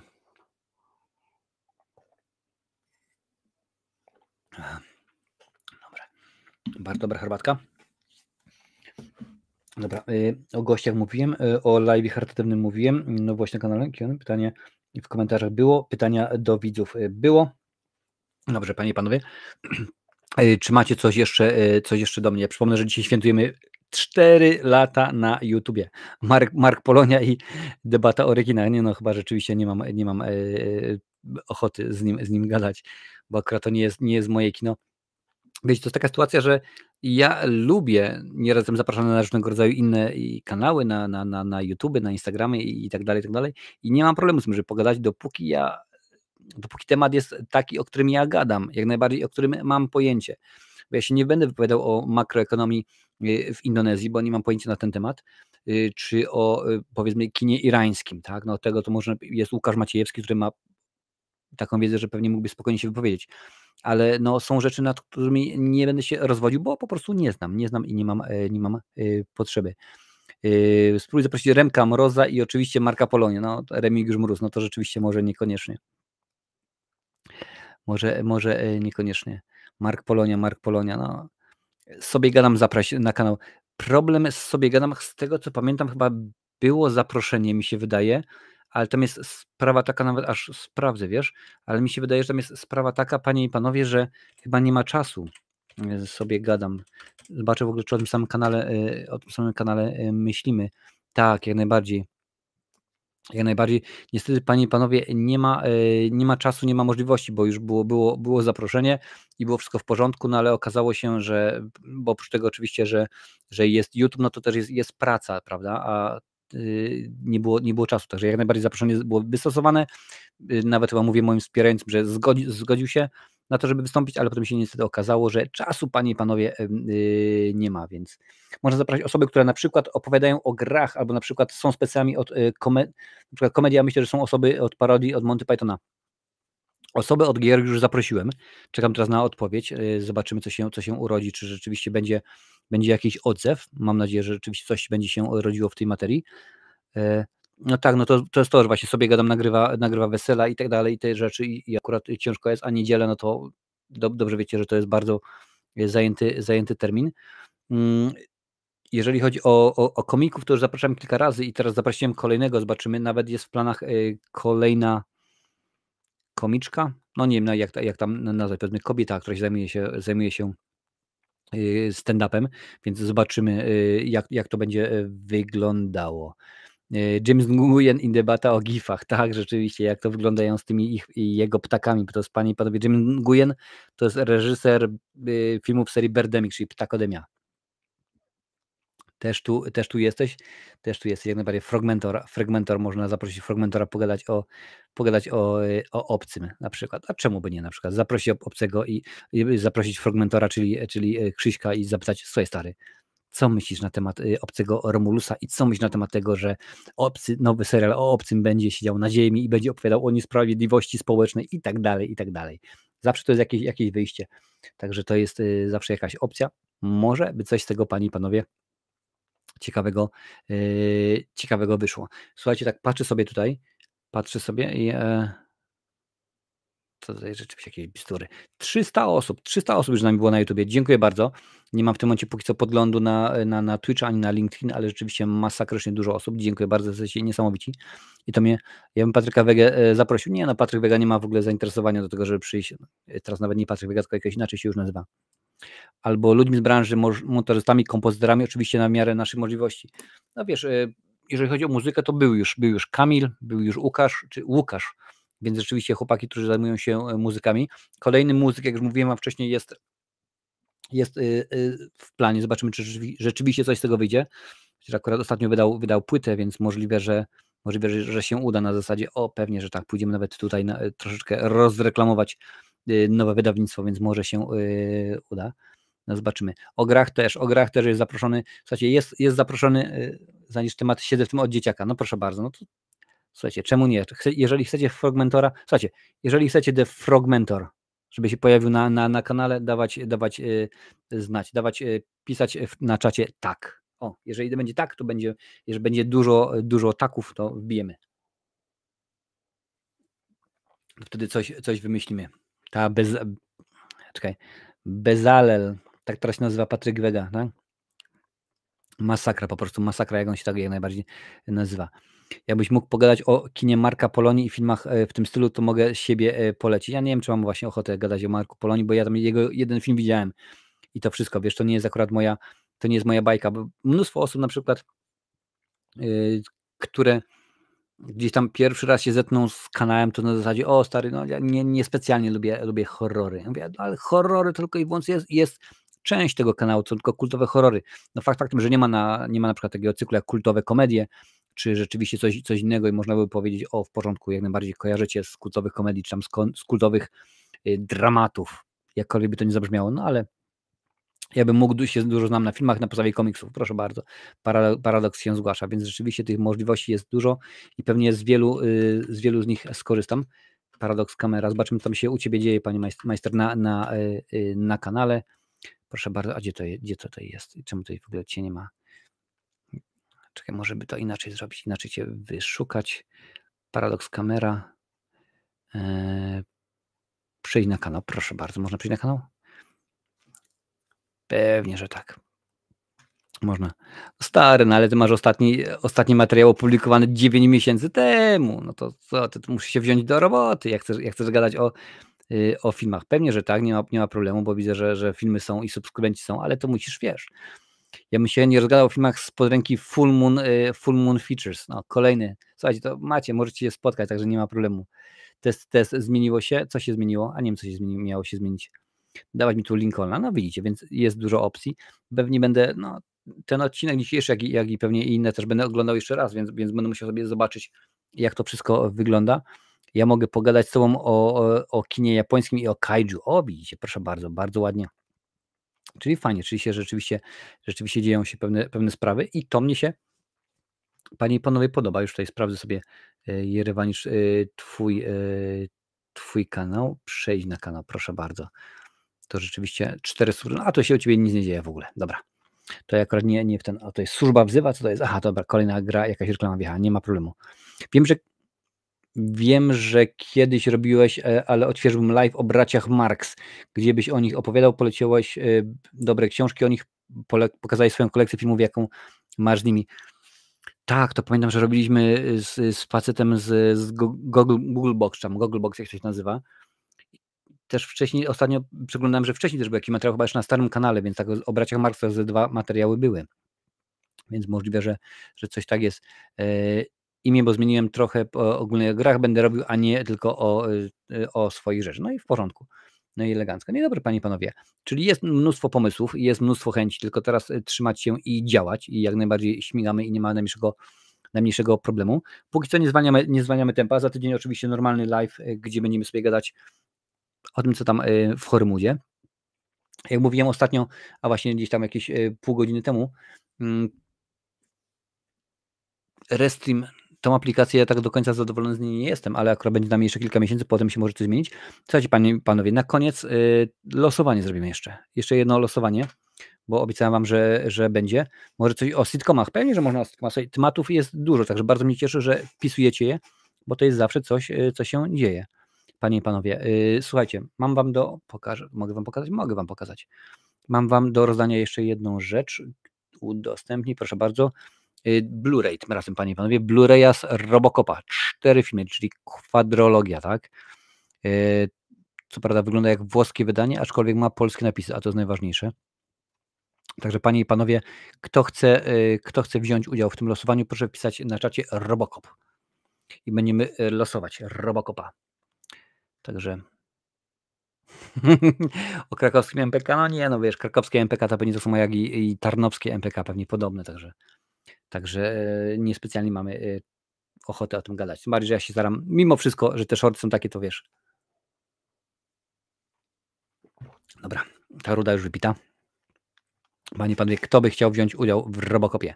Dobra, już patrzę tutaj, Paradoks jest pierwszy. Dalej, kto jest? Różne takie ty już wygrałeś DVD, więc nie będzie niestety tym razem, bardzo mi przykro. Cześć, witam cię bardzo serdecznie, Ronit, witam cię akurat na Twitchu. Fajnie, że jesteś. Jak chcesz wziąć udział w losowaniu 4 filmów, czyli Blu-raya z Robocopa, dawaj znać. Jerewanicz, dobra, Jerewanicz, to w takim układzie anulujemy Kieślowskiego. Kudłaty. Patrzymy dalej, co tutaj się dzieje. Będę robił się bił rękami i nogami, pisze Mentor. Dobra, Mentor, piszemy Mentor też będzie. Panie i panowie, dobra, kogo tu też mamy? Jakub Remian. Muszę podzielać przecinkami, dobra.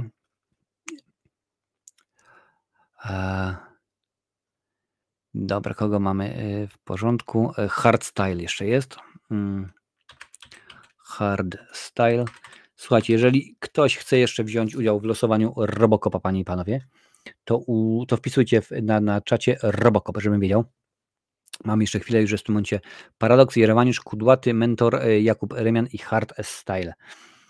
U mnie w kolekcji DVD, ale zawsze od jakiegoś solidnego Blue trzeba zacząć. No pewnie, że tak.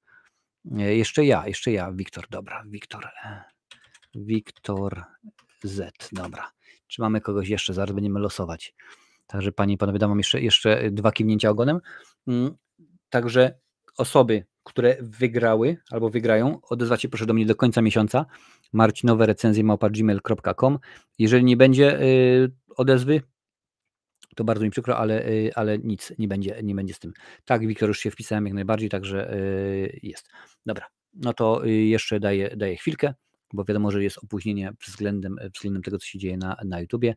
Na innych platformach tutaj patrzę, nie ma nic na Instagramie, ani Piąta Strona Świata, ani Jan, ani Irena, ani Mirosław nie wpisali Robocopa. Jesteś wpisany, już się wpisałem, Wiktor, tutaj także spokojnie, to są osoby, które będą brały udział. Paradoks, Jerewanicz, Kudłaty, Mentor, Jakub Remian, Hardstyle i Wiktor Z, panie i panowie.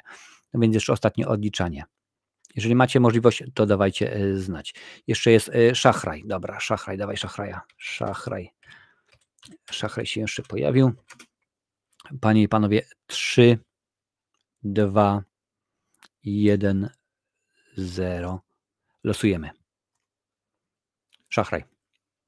Szachraj, dostajesz, wygrałeś Blu-rayasa, panie i panowie. Szachraj, odezwij się do mnie, daj znać, że to ty jesteś. marcinowerecenzje@gmail.com, także dawaj znać. Szachraju, Blu-rayas Robocopa wędruje do ciebie. Także jest pięknie, jest przepięknie. Także się udało. Panie i panowie, słuchajcie, było to ciekawe doznanie, miłe 4 lata, także jak najbardziej jest w porządku. Jestem zadowolony z tego. Będę bardziej zadowolony za, powiedzmy, za kolejny rok, 2 i tak dalej, bo wiadomo, że taka jest sytuacja. Za tydzień normalnie gadamy sobie o popkulturze. Szajse. No zdarza się, The Mentor, The Frog, Prog, jak tam się nazywasz, takie rzeczywiście jest życie. Zdarza się, nie wszyscy możemy mieć wszystko. Bardzo mi przykro. Gratulujemy, pewnie, że gratulujemy. Słuchajcie, dziękuję bardzo, że byliście ze mną, że jesteście. Tutaj między innymi no, obecnie jest na czacie jak najbardziej Lincoln, który się ukrywa pod pseudonimem Mentor the Prog Frog, który właśnie zajmuje się montażem części materiałów, także jest oczywiście, chociaż akurat mi się wydaje, że nie jesteś w tym momencie rzeczywiście, Lincolnie, oznaczony jako moderator, co? Chyba nie jesteś. Pokaż mi tutaj. No nie jesteś. Proszę bardzo, już jesteś. Dodaj jako moderator słowami zmienić tryby czatu. Tak, proszę bardzo, jesteś jak najbardziej, dostajesz. Także niemówiony. Zostaje namówiony na kupno takiej kwadrologii. No widzisz, rzeczywiście, jeżeli chcesz, drogi Rewaniczu, czy proszę bardzo, masz teraz wrzucony jest link na czacie, wesprzyj mnie. Nie, tutaj dobrze, wrzuciłem cię do Amazona, możesz sobie kliknąć. Przypomnę tylko, że to jest link afiliacyjny, czyli jeżeli tam kupisz sobie tą kwadrologię, no to z tej że tak powiem, rzeczy, z tej czynności Amazon mi odpali tam powiedzmy kilka złociszy, że tak powiem, panie i panowie. Dzięki, jestem szczęśliwy z wygranej. Nie ma problemu, odezwij się. A na 10-lecie wbijamy wszyscy Marcinowi na chatę. Zobaczymy, bo przyszłość jest świetlana, ale nie aż tak bardzo, żeby było 10-lecie, więc zobaczymy, co się będzie działo, panie i panowie. A z mojej strony to już wszystko. Dziękuję bardzo i oczywiście, że tak, na żywo za tydzień. Widzimy się za tydzień. Cześć.